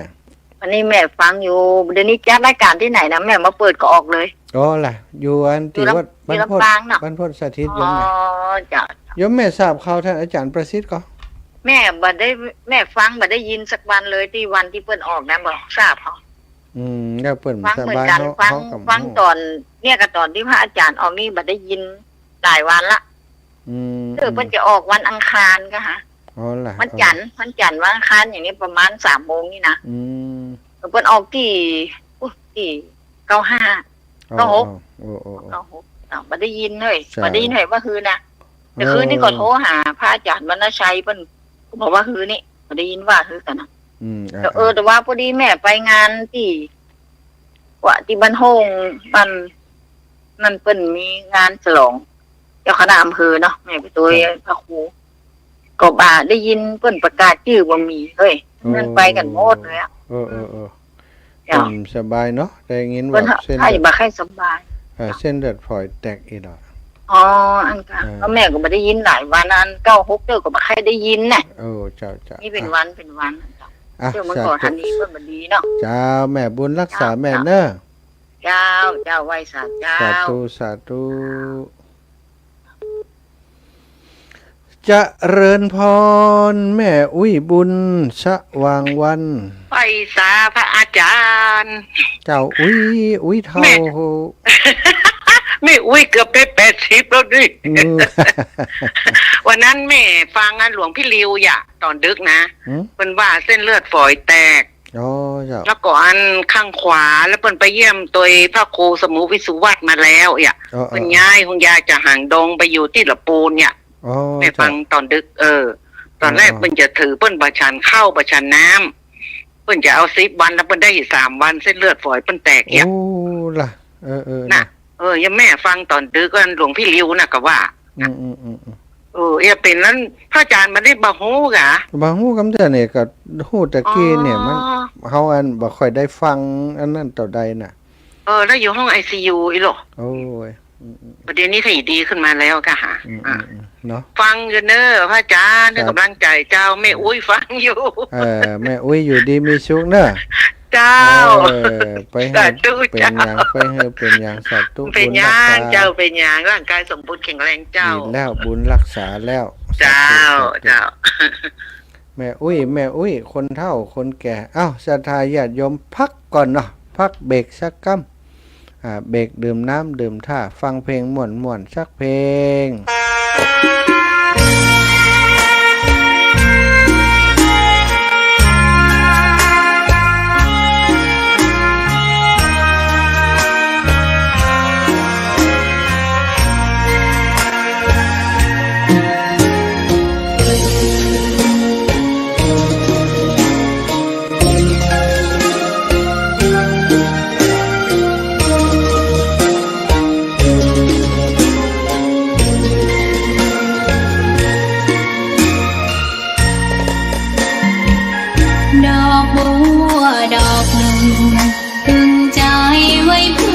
บูชาแด่องค์พระศาสดาสัมมาสัมพุทธเจ้ามีความงามเงียบไม่เปรียบเทียบเขาเทียบเราใครมองไม่งามช่างเขาแต่เจ้าก็คือดอกบัวด้วยความสัตย์ซื่อยึดถือความดีเป็นหลักใครรักไม่รักก็ไม่จมปลักมองมัวเมื่อโผล่พ้นน้ำก็เห็นความงาม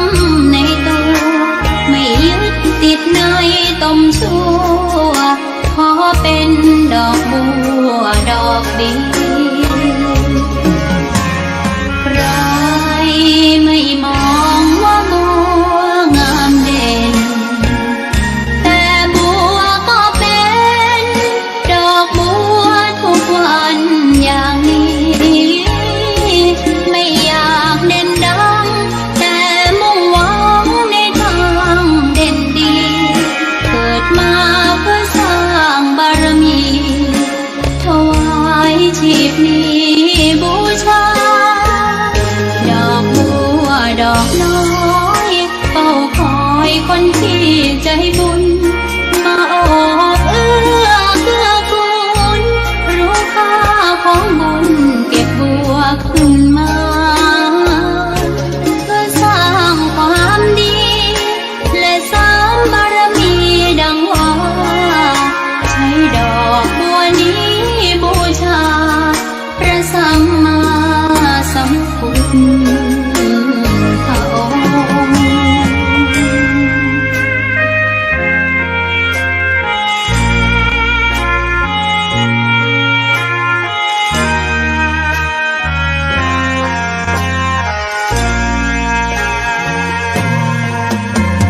ใครไม่มองว่าบัวงามเด่นแต่บัวก็เป็นดอกบัวทุกวันอย่างนี้ไม่อยากเด่นดังแต่มุ่งหวังในทางเด่นดีเกิดมาเพื่อสร้างบารมีถวายชีพนี้บูชา ดอกบัวดอกน้อยเฝ้าคอยคนที่ใจบุญมาออกเอื้อเกื้อกูลรู้ค่าของบุญเก็บบัวขึ้นมาเพื่อสร้างความดีและสร้างบารมีดังว่าใช้ดอกบัวนี้บูชาพระสัมมาสัมพุทธองค์ ข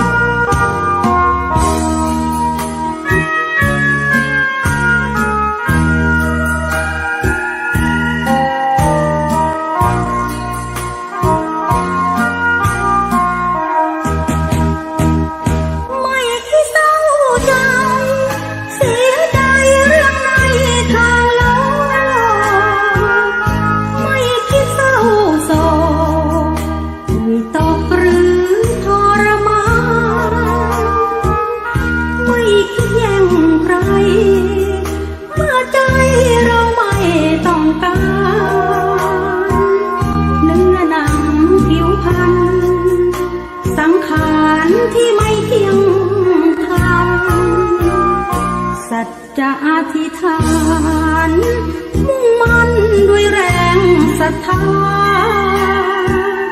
สั่งสมบุญญาพุทธบูชาเลิศล้ำเพราะนำชีวิตสู่ที่เส้นทางสร้างธรรมอยู่ปลดหมดกรรมเพื่อมีแสงธรรมนำทาง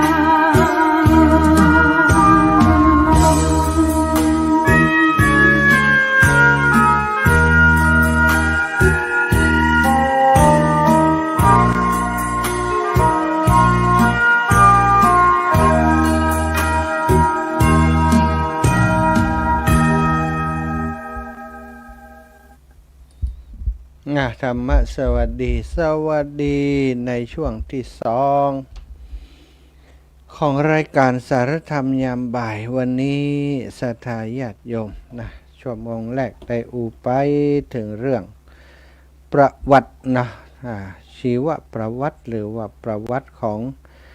ท่านสานุสามเณรหรือว่าตอนนี้ก็คือพระมหาเถระ อายุ120 ปีเพิ่นได้ปรินิพพานหรือว่าบรรเทาก็มรณภาพนะเพิ่นเป็นพระอรหันต์ก็ปรินิพพานที่อายุ120 ปีแต่ว่าประวัติของเพิ่นได้กล่าวถึงเรื่องตอนที่เพิ่นเป็นสามเณรศรัทธามีเรื่องราวตอนที่เพิ่นเป็นสามเณรคิดอยากจะศึกพอคิดอยากจะศึกมารดาแม่ของเปิ้นนี่ก็บ่อยากจะฮื้อซึกแต่ว่าก็ห้ามปรามบ่ได้ใจเนี้ยอย่างใดดีก็พอดีว่าแม่แต่อดีตชาติที่เป็นนางยักษ์นะพอฮู้ข่าวว่าลูกจะซึกนะเอาก็เข้าไปสิงเลยไปสิงเพื่อจะให้ลูกได้ฮู้ตัวว่าคิดผิดทำผิดไปแล้วโดยเหตุผลของนางยักษ์ก็คือนางกว่าจะอายเทวดาและก็ยักษ์ทั้งหลายตินางมีฐานะอยู่ในพวกยักษ์ทั้งหลายที่เขาเคารพนับถือนางเพราะเขาเคารพท่านสานุสามเณรเลยเคารพนางไปด้วย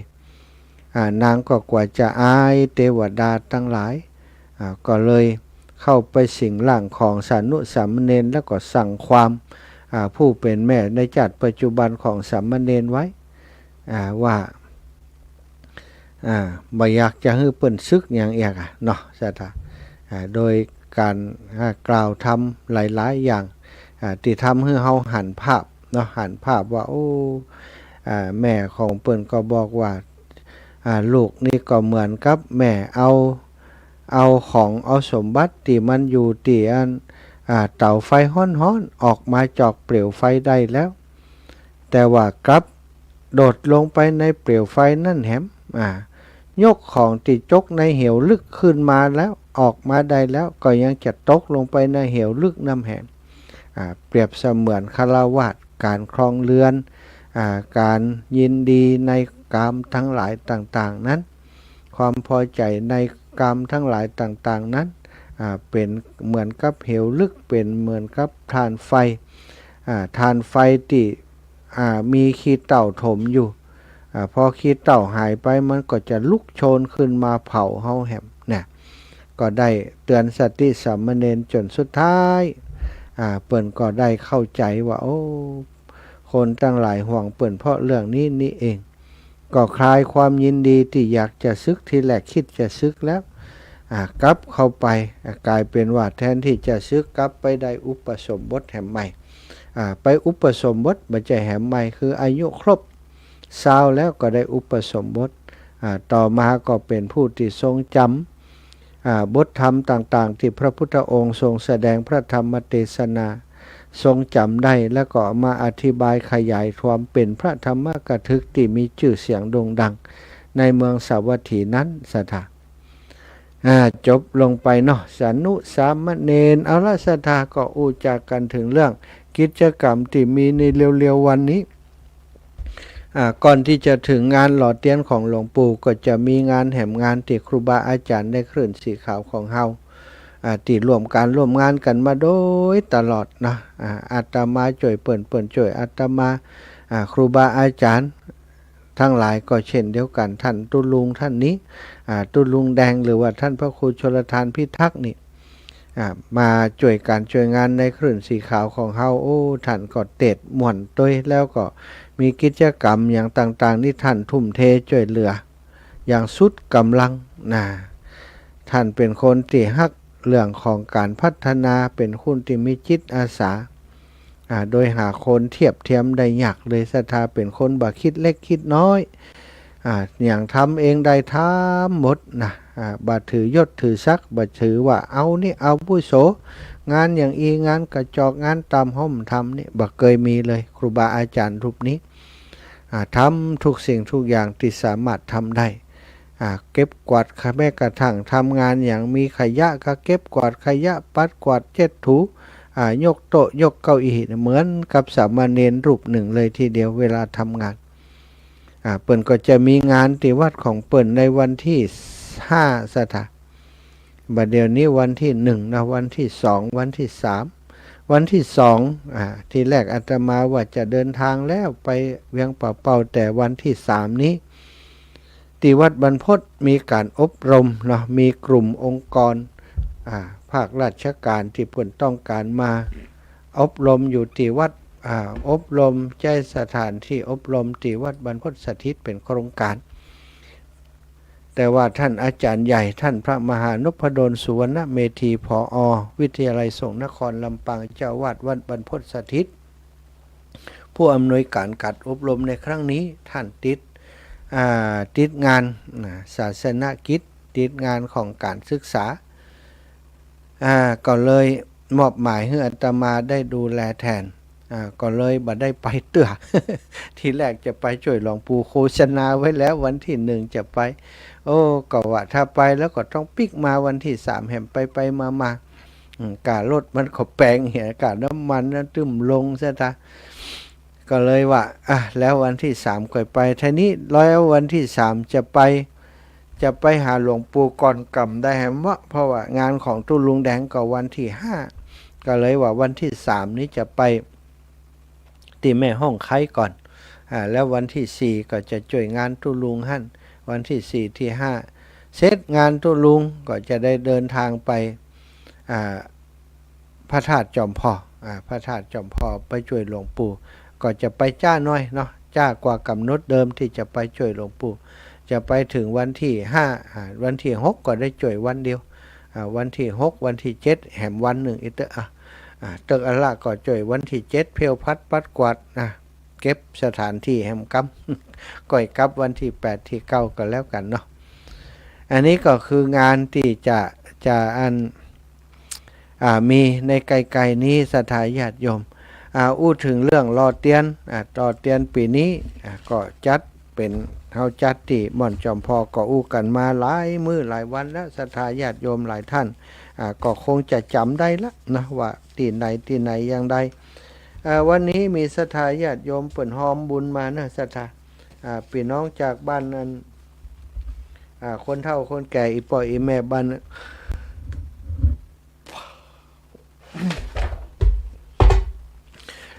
บ้าน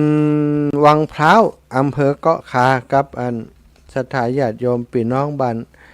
นหม่อนหินแก้วอำเภอเกาะคาอยู่ใกล้กันฮะศรัทธาซึ่งเปิ่นก็เป็นแฟนรายการฟังรายการเป็นประจำพอดีอาตมาได้รับการติดต่อจากโยมแม่มาว่าท่านอาจารย์อีแม่โอนบะจ้างมาฮับเอาซองเอาอย่างกำได้กอบมีคนหอมนี่จัดหลายอีหล่ะแม่ย่าตุมมาแม่ย่าตุมมาแสนอินคัมแม่ย่าตุมมาบ้านวังพร้าวก็เลยลวดได้ไปแวะหาพี่น้องที่บ้านหม่อนหินแก้วโยมวิมาลาชัยนะนะโยมวิมาลาซึ่งเป็นสะพานบุญที่อยู่ที่หมู่บ้านหั่นก็ได้ไปแวะหาเปิ้นเป็นที่เรียบร้อยแล้วก็จะได้ประกาศชื่อเสียงเรียงนามที่เปิ้นได้ให้ได้หอมมาเนาะเพื่อเป็นการแจ้งให้เปิ้นได้รับทราบว่าอนุโมทนาบุญร่วมกันอนุโมทนาบุญร่วมกันเด้อ ของบ้านวังพร้าวมีไผ่พ่องเปิ่นได้ฝากโยมแม่ฝากโยมแม่ตุมมาไว้เนาะมีไผ่เนอใน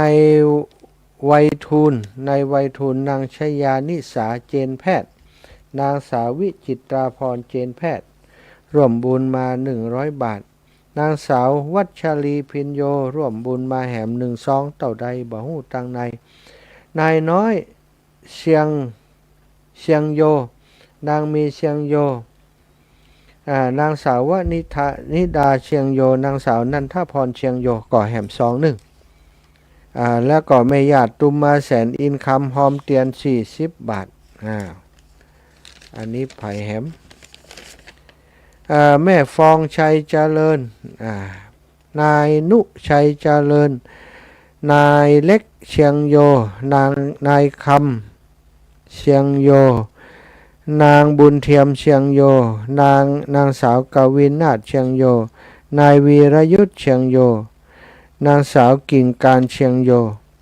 นายทนาเชียงโยนางสาววีนัทเชียงโยอันนี้เปิ่นเขียนมาเป็นที่เรียบร้อยเน็บสตางค์มาพร้อมนะอันนี้ก็เรียบร้อยจะส่งไปให้หลวงปู่ตามนี้เนาะแล้วก็นายเทียนรายชื่อวันเดือนปีเกิดนายเทียนจันทระนี่บอกหมดวันอังคาร6 มีนาปีวอกนี่นะนางสีแก้วจันทระนายกิตติพลรัฐสมุทรนางเข็มจิรารัฐสมุทรนางสาวชดาจิตรัฐสมุทรนายจุรพัฒน์จตุรพัฒน์รัฐสมุทร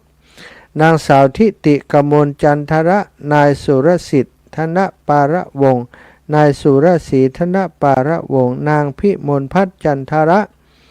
นางสาวพิรัญญาอนันทวัฒน์นางสาวอภัสนันอนันทวัฒน์อันนี้เป็นรายชื่อของศรัทธาญาติโยมติเปิ่นได้หายหอมมาเนาะครอบครัวนายจรัญนางสมจิตธรรมจริยานายพิรวิทย์นางสาวสิริการธรรมจริยาก็หอมเตียน1 ซองแม่บุญปันโป้งแก้วก็หอมมาแหม1 ซองครอบครัวนายสมศักดิ์นางศรีวันแก้วเตจะแหม1 ซองหอมเตียนมานางฟองคำตันโยนะก็แหม1 ซองแม่อัมพรธรรมจริยาพร้อมครอบครัวหอมหล่อเตียนมาแหม100 บาท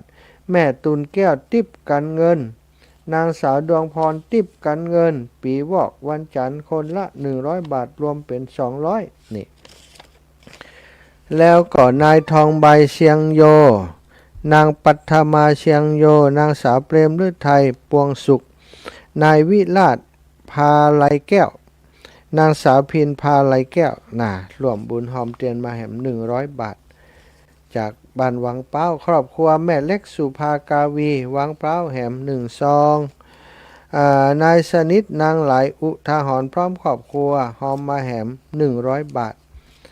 แล้วก็แม่บุญปันอุดจันทร์วังพร้าวพร้อมลูกหลานร่วมบุญมาแหม100 บาทแม่ทองย้อยแก้วนาลี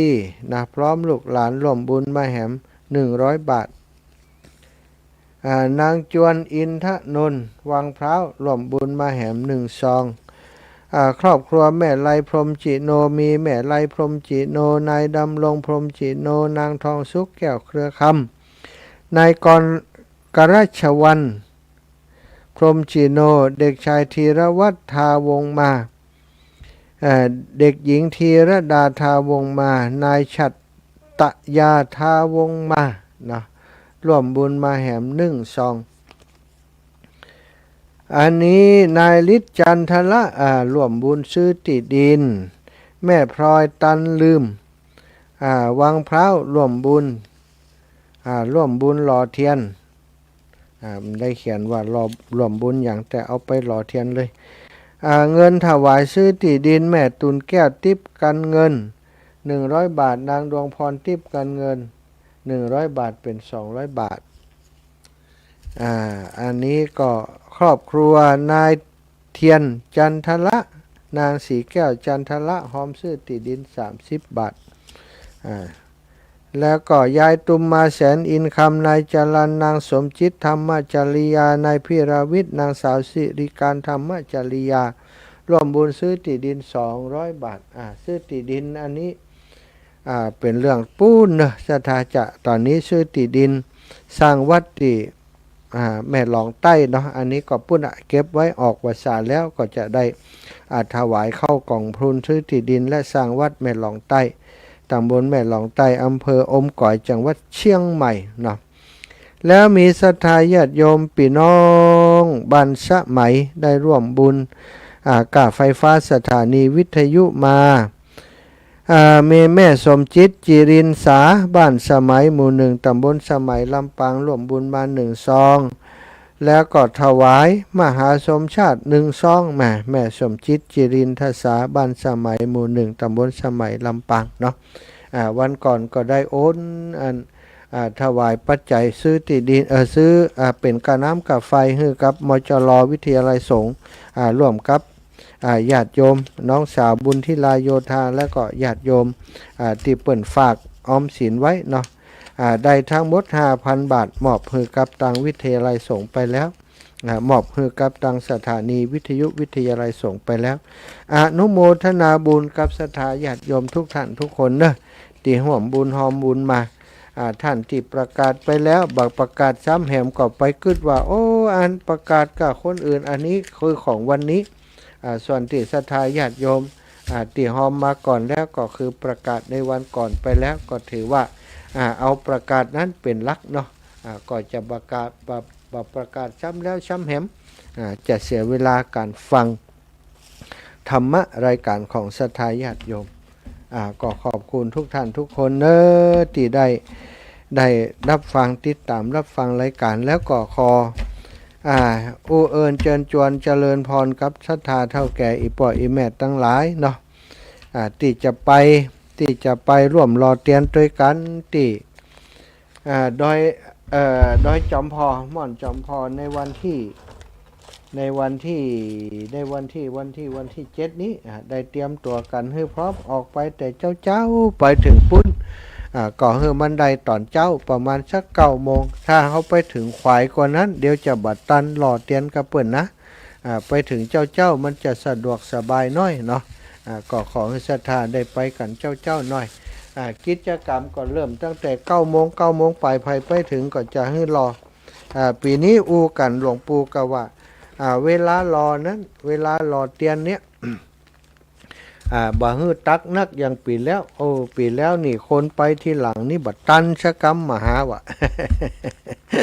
ปีนี้ก็จะเอาเป็นว่าอันเฮาตักมาก๊อก1ก็เทอันใส่ไปถึง9 เล่มนั้นหยอดเล่มละน้อยเล่มละน้อยปันกันถ้าเฮาไปหยอดทีเดียวสตาตักก๊อก1ทอกหิมเต็มก็คนที่มาตั้งหลังอย่างปีแล้วนี่บัดตันชะกรรมบัดได้รอที่เปิ่นชะกรรมมาบางคนก็จมอีแม่อุตส่าห์มาจะรอที่เปิ่นบัดได้รอชะกรรมอาจารย์เนี่ยจะได้บางคนก็เอาไปเทใส่ตีอันแบบตีอย่างที่มันล้นอยู่แล้วเนี่ยเทใส่จนล้น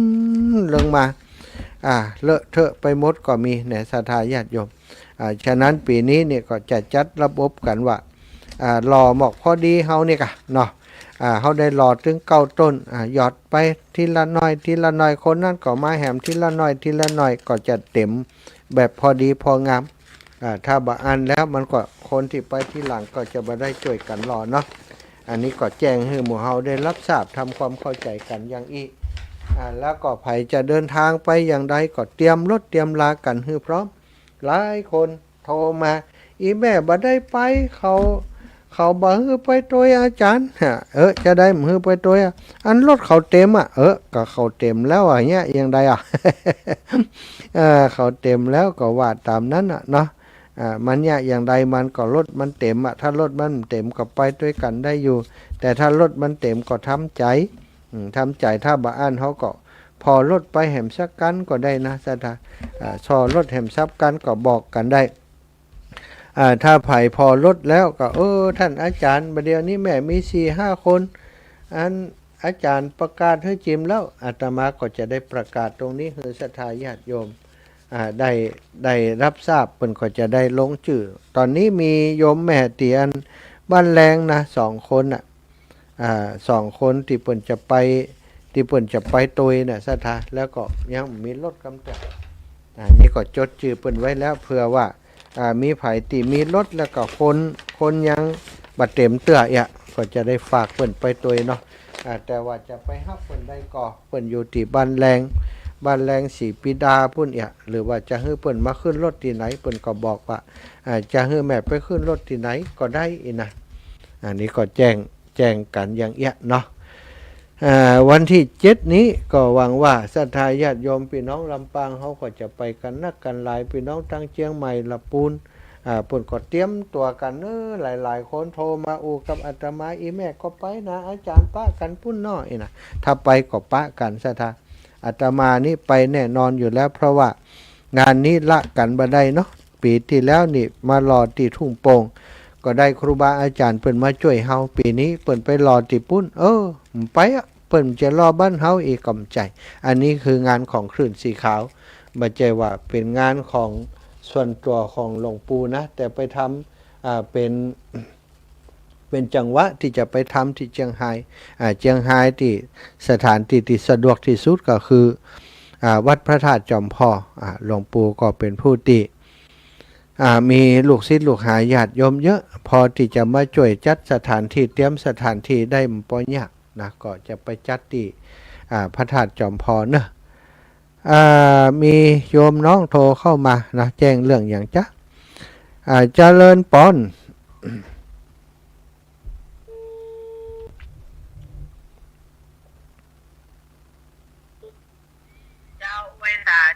เจ้าร้องละว่าอย่างไร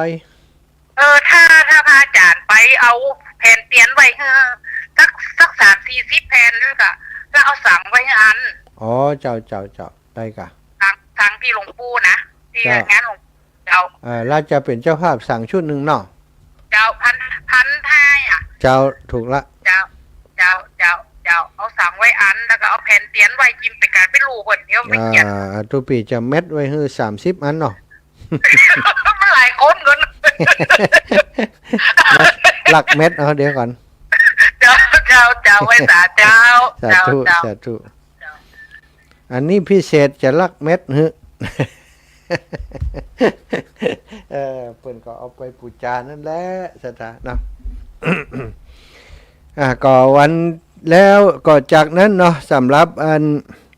ที่จะไปเดินทางไปด้วยกันตามที่สปอตเปิ่นลงประชาสัมพันธ์ไปก็คือเดินทางวันที่23ซะท่าเจ้าวันที่23ไปถึงปุ้น23บันแรงนะ24ก็จะถวายเตียนแล้วทำกิจกรรมอย่างต่างๆห่มผ้าพระธาตุแล้ว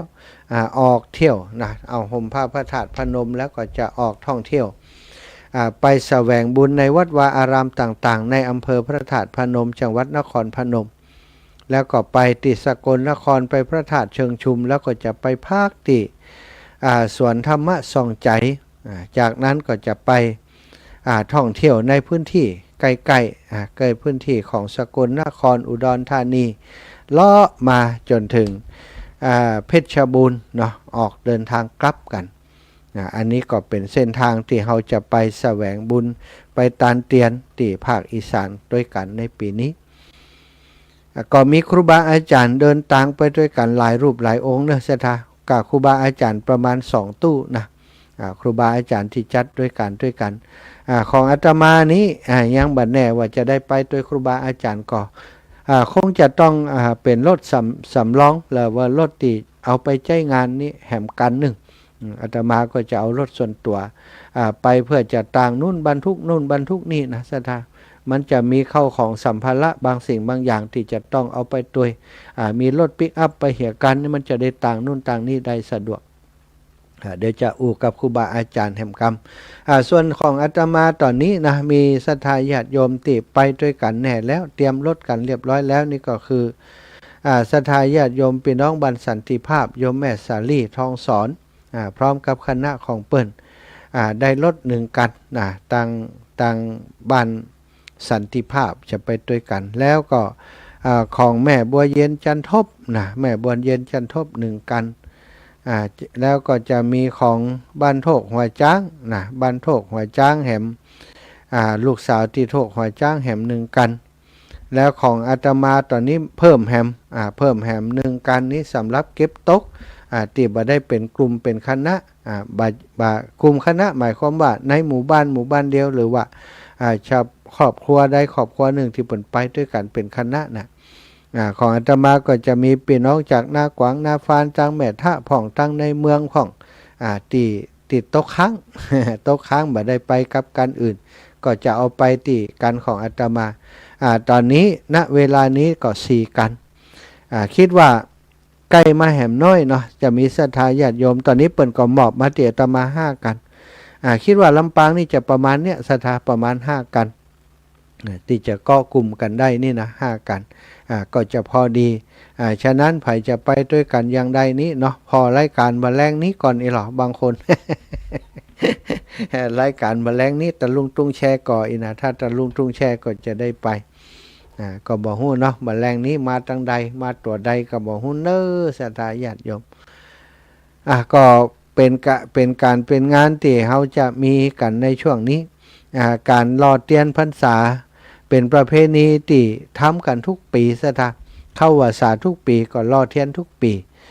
จะมีการไปแสวงบุญในสถานที่ต่างๆเนาะศรัทธาญาติโยมจากตั้งเชียงใหม่ลำพูนเนี่ยเชียงใหม่ลำพูนพร้อมหมดแล้วนะตั้งเมืองฝางก็พร้อมแล้วตอนนี้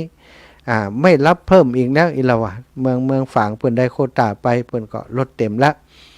ลำพูนก็ลดครบแล้วลำพูนเชียงใหม่นี่เปิ่นมีคณะประจำของเปิ่นอยู่ซะท่าได้ครบกันละลำพูนเชียงใหม่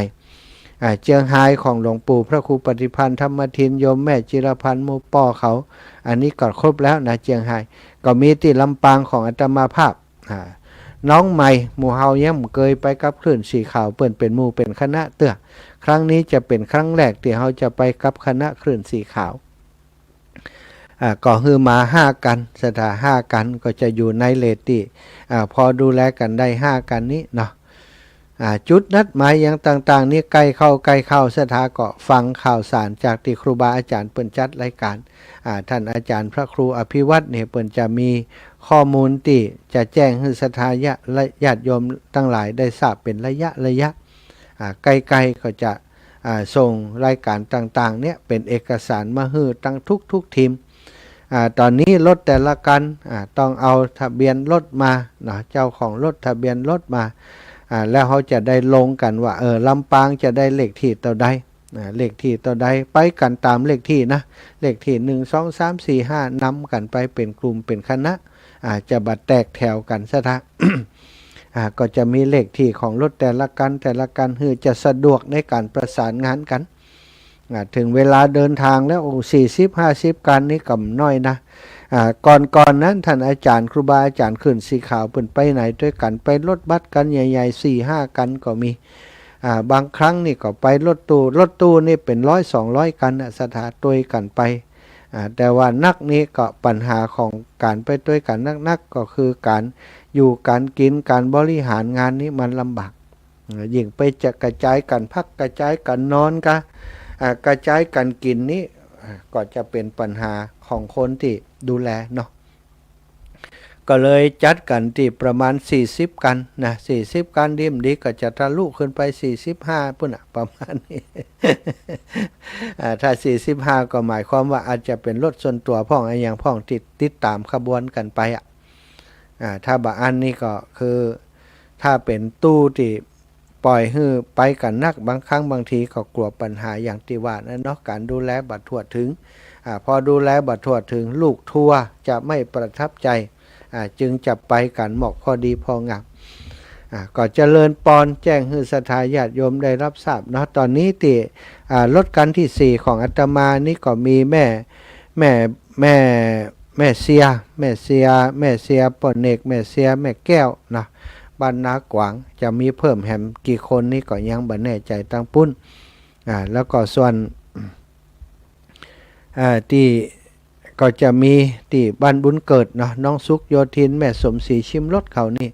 ตังบุญเกิดก็จะมีแหมหลายคนกันที่4นี่คิดว่าบักกี่วันก็เต็มละนะรายชื่อต่างๆนี่ก็เต็มละถ้าเต็มขั้นที่4เนี่ยขั้นที่5ก็ว่ากันขั้นที่5ถ้าว่ายังมีคนเยอะอยู่ก็จะติดต่อสำหรับขั้นที่5แหมกันอาตมาจะได้อยู่5กันนะสัทธา5กันก็จะบริหารจัดการอยู่ที่5กันเนี้ยนะ สำหรับลำปางของเฮาเนอะศรัทธาญาติโยมตะกี้ชั่วโมงแรกเนี่ยแบ่งเวลาให้ศรัทธาโทรมาบ่พอนักบ่พอหลายต่อใดชั่วโมงที่2นี้ก็จะแบ่งเวลาให้ศรัทธาโทรมาสัก15 นาที20 นาทีเนาะก่อนที่จะลารายการก็0808844173คนที่โทรมาแล้วแบ่งให้คนที่ยังบ่ได้โทรพ่องก็ได้คนที่ได้โทรมากำเตื้อก็โทรมาอู้มาจากกันเนาะ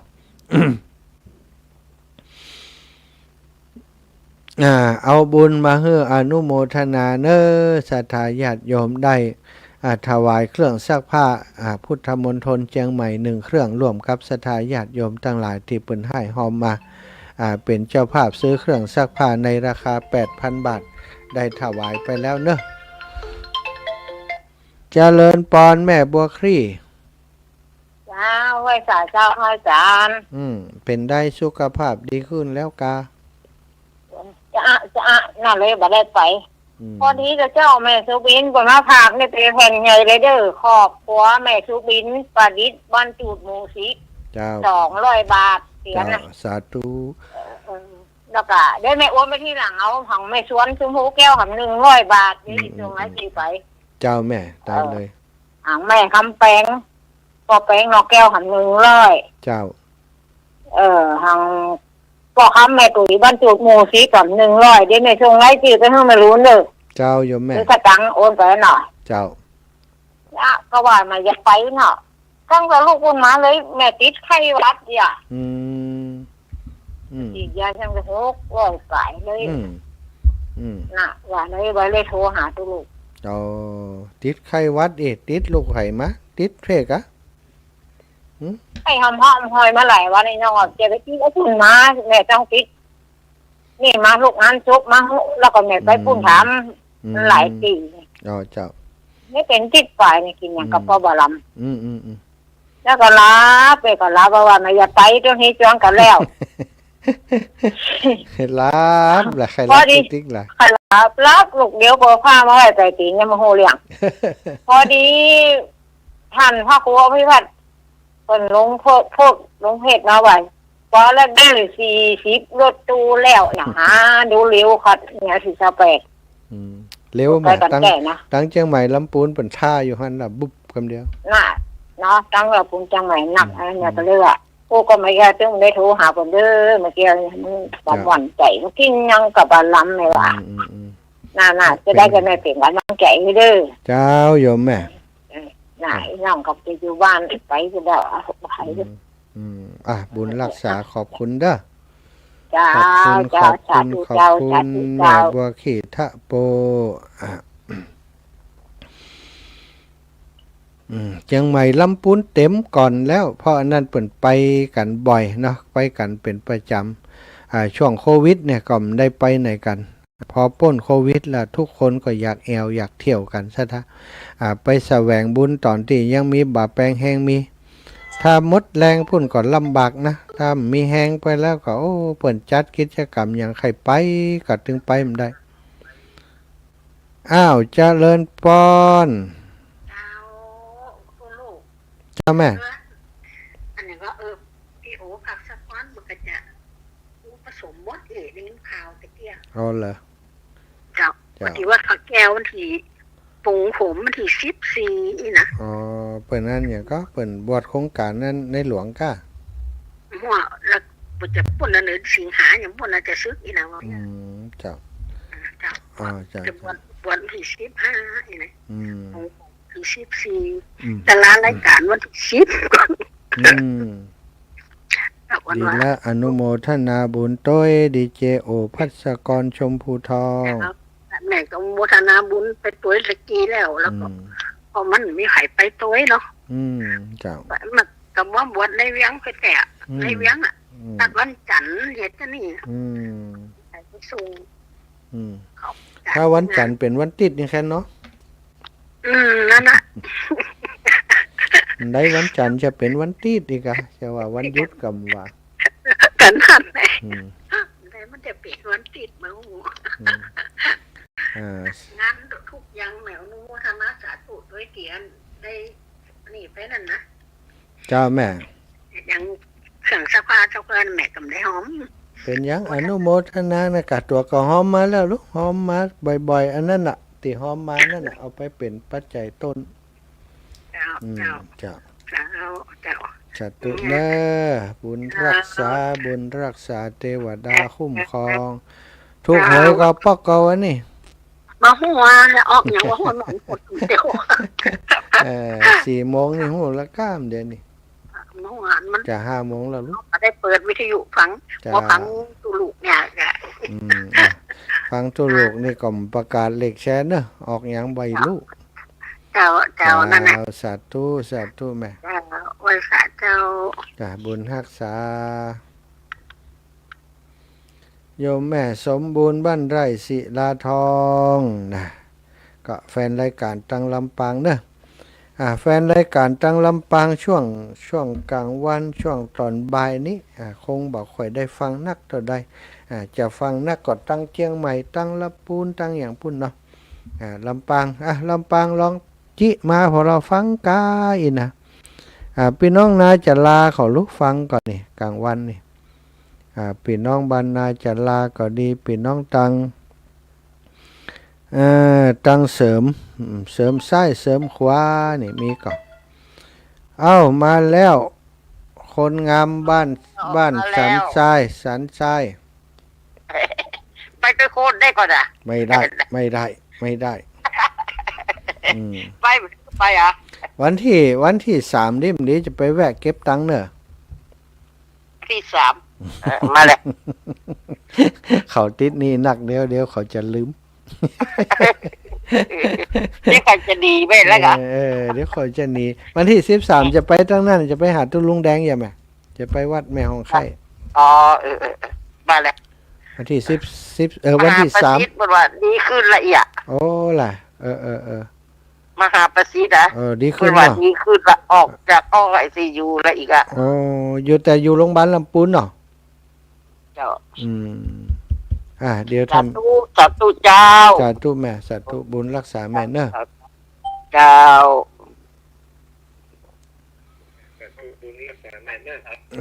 แม่สีทอนจมฟองป่าไผ่สันทรายนะพี่น้องป่าไผ่สันทรายนี่ก็เป็นแฟนรายการเคลื่อนสีขาวเยอะเสียท่าเป็นแฟนรายการเคลื่อนสีขาวกันเยอะอยู่นะก็ขอบคุณศรัทธาญาติโยมทุกท่านทุกคนที่โทรเข้ามาในรายการเหลือเวลาแหมบันนักแล้วไผจะโทรมาก็ไข่ใจเว้ยแม่สุแก้วคำอ้วนสีโพธารามฝากตามไปเถอะนะถ้าจ๋าคือแม่ฝากตามไปทันเลยฝากตังค์หยังก็รอเตียนนะเจ้าเนี่ยลงที่หลวงปู่ป่ะน่ะได้จดอันแม่ท่านฟังแล้วหรอว่าแล้วไม่ได้ลงเจ้าเดี๋ยวไปซื้อขนมเฮียเจ้าแล้วแต่เต้อล่ะเจ้าสาธุขอบคุณอีแม่ไปทำงานกับวันนี้ไปยักกำลังมาประเดี๋ยวนี้เจ้าเจ้าถึงบ้านแล้วนะเจ้าระวังกิ่งยางเด้อเจ้าสาธุเจ้ากิ่งยางแห้งอยู่ตรงบนแม่สุแก้วคำอ้วนแม่ทองสุขสีที่นิ้วอยู่เชียงใหม่อยู่กะเจ้าแม่ฟังอยู่เด้อฟังอยู่ถึงวันนะเจ้า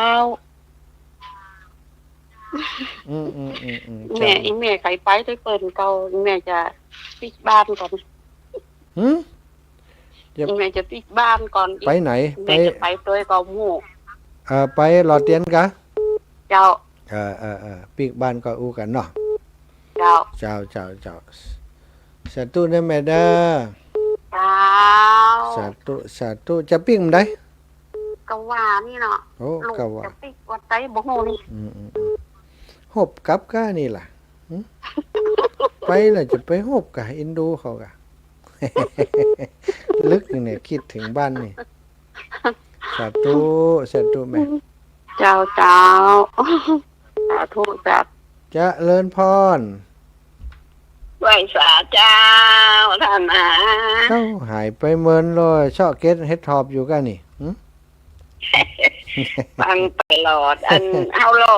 เล่มไหนก็สักจ้อนก็เอากันเนาะ ใช่เอายอดนะบางคนเล่นตักอันเล่มละบวยเอี่ยวบวยใหญ่ๆนั่นน่ะโอ้มันก็เต็มเร็วกันเนาะปีแล้วเต็มเร็วล้ำไป เยอะๆหมอกอันกาแฟนี่ก็ดึงเลี้ย แล้ว ใจอ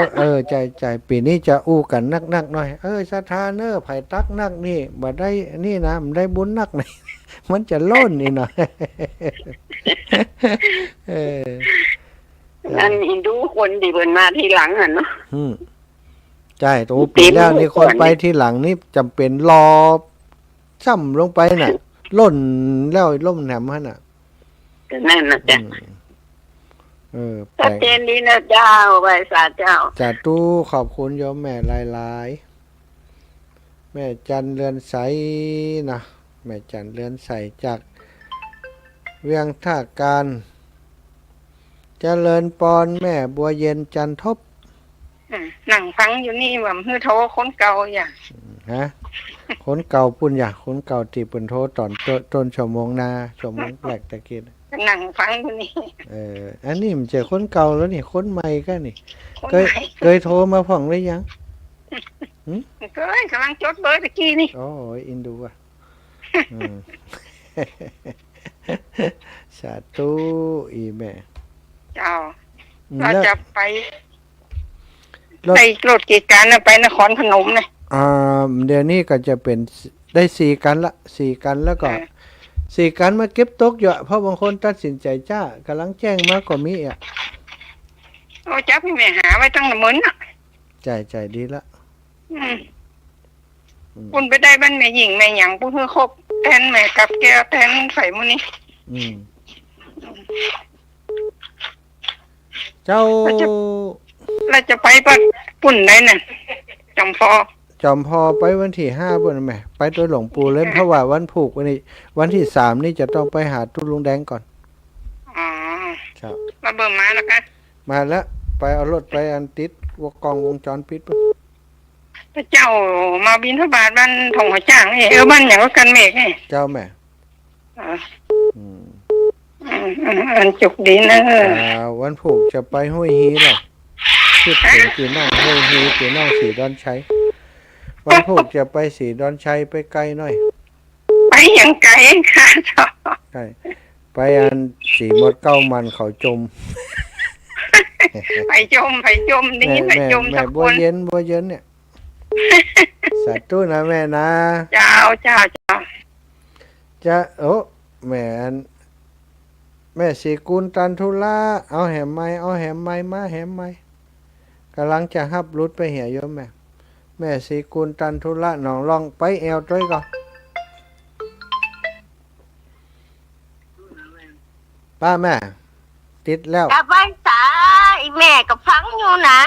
ลำปางอ่ะ ฟังหนาลำปังหนากะแม่ลำปังหนากะ ใจหยาฟังเอาโทบอันนั้นมันขอยเปิ้นมาได้ไปก็เปิ้นแน่ ขอยอย่างว่าไปกับใครไปกับป่ะ มันไปแบบใครได้อ่ะแม่ขอยเปิ้นกูกับแม่น้อยเจ้าใครหัวกันนั่นน่ะ ไม่ไปเชื่อกรรมเนาะ น่ะแต่เจ้าอันโทรไปหาแม่น้อยละอันแม่นั่นน่ะแม่แดงมันส่งเหมียงพวกเนี่ยเปิ้นว่าเปิ้นใครไปรถยันน่ะแม่น้อยว่ารถเต็มไปอ่ะอีก ว่าจะอันพอให้เปิ่นแหมกันเนี่ยเดี๋ยวพอก่อนเดี๋ยวถามแม่น้อยก่อนถ้าโต๊ะข้างยังได้กับพอแหมกันเนาะ กันน่ะแม่พี่กูน่ะแน่เปิ้นก็ไม่ได้ไปอย่างอ่ะ สา เจ้าเดี๋ยวจะอูกับแม่ เจ้า น้อย กำลังใจแน่ สาธุเจ้าแม่สาธุ อี บุญ แม่ รักษา ทางกูเจ้ากูแรงอ่ะมันเจ็บกับมันได้โทรกันบ่เนาะ เจ้ามันเป็นหยังเข้าใจอยู่ เจ้าเจ้า ลัก เจ้า ลักกึดถึงคนสารกุ๊บกาคนสารกุ๊บถึงฟังอีกอ่ะ ถึงศาลจะนั่นอ่ะ อืมแล้ว ขอให้ท่านเดินทางไปทางไหนก็ขอให้ปลอดภัยนะ เจ้าโยมแม่ขอบคุณหลายๆ เจ้า เด้อ เจ้าสาธุสาธุเจ้า ขอบคุณขอบคุณศรัทธาญาติโยมเด้อพี่น้องติดตามทาง Facebook หลายท่านหลายคนคุณโยมพรชัยศรีเนตรณบางสุพรรณนะอัศนัยวัยานนท์แม่ครูยาจากเชียงใหม่นะแล้วก็คุณแม่บุญเรืองชัยเงินโยมอรพินแม่โยมปีอรพินแนวจิตวิไลพันธ์อภิชัยแม่ถนอมนามวงศ์คุณโยมประนอมจำเดิมแม่ลาวันกุยคำธนกมลคำเชื้อน้อยใจหวานนั้นใจเย็นแม่ครูทานทิพย์ชัยเมื่อนีคุณโยมเอกรักษ์สมเสียงแม่อมรวันเล่ากุลโยมดาวเรืองวงวันพงอ้อบุญราศีสมบุญนาคะนารตะแล้วก็แม่โยมสาลีการเอื้อปีสาวอยู่ที่ออสเตรเลียแม่สีทรเปรมจิตเคอิดบล็อกหินทรายพลอยพัชรพลครูทองพี่อย่า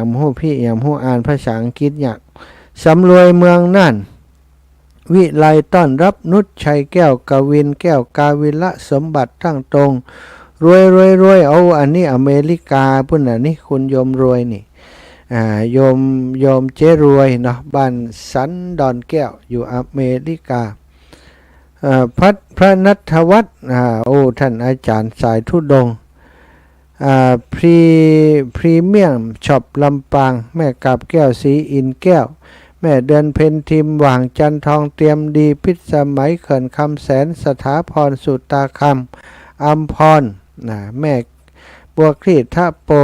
กาบสีขันแก้วชนิดาหารฟ้าเลื่อนแม่บัวครีดทะโปแม่เมยาปาวลีเมยาเล็กปาวลีอินสุวรรณนะขอบคุณหลายๆเนอะเอาพี่น้องสีดอนชัยพี่น้องบ้านห้วยฮีวันพรุ่งนี้จะไปเอวหาเนอพี่น้องสีดอนชัยและก่อห้วยฮีวันพรุ่งจะไปเอวหาไปบินถ้าบาทไก่น้อยจะได้กินน้ำพริกพักนึง วันสีดอนชัยพี่น้องสีดอนชัยไปก่อนสีดอนชัยไปรอเตียนด้วยกันก็โยมแม่บ้านสีดอนชัยป้อนานมุนบ้านป่าซักเนาะบ้านแม่เฟืองเนาะป้อนานมุนอีป่อนี้กูแต่เปิ่นขับรถไปได้นะบัดเดียวนี้ไหวยุ่มไหวมุ่นนะขับรถตู่ไปป้อนานมุนพี่น้องบ้านซักบัดได้ไปแอวหากันเมินละก็เติงหาละศรัทธาญาติโยมเวลาหมดเวลาเนาะก็ขอนำรายการจากลาจบพอดี 17:00 อายุวันโนสุขังพลังเด้อ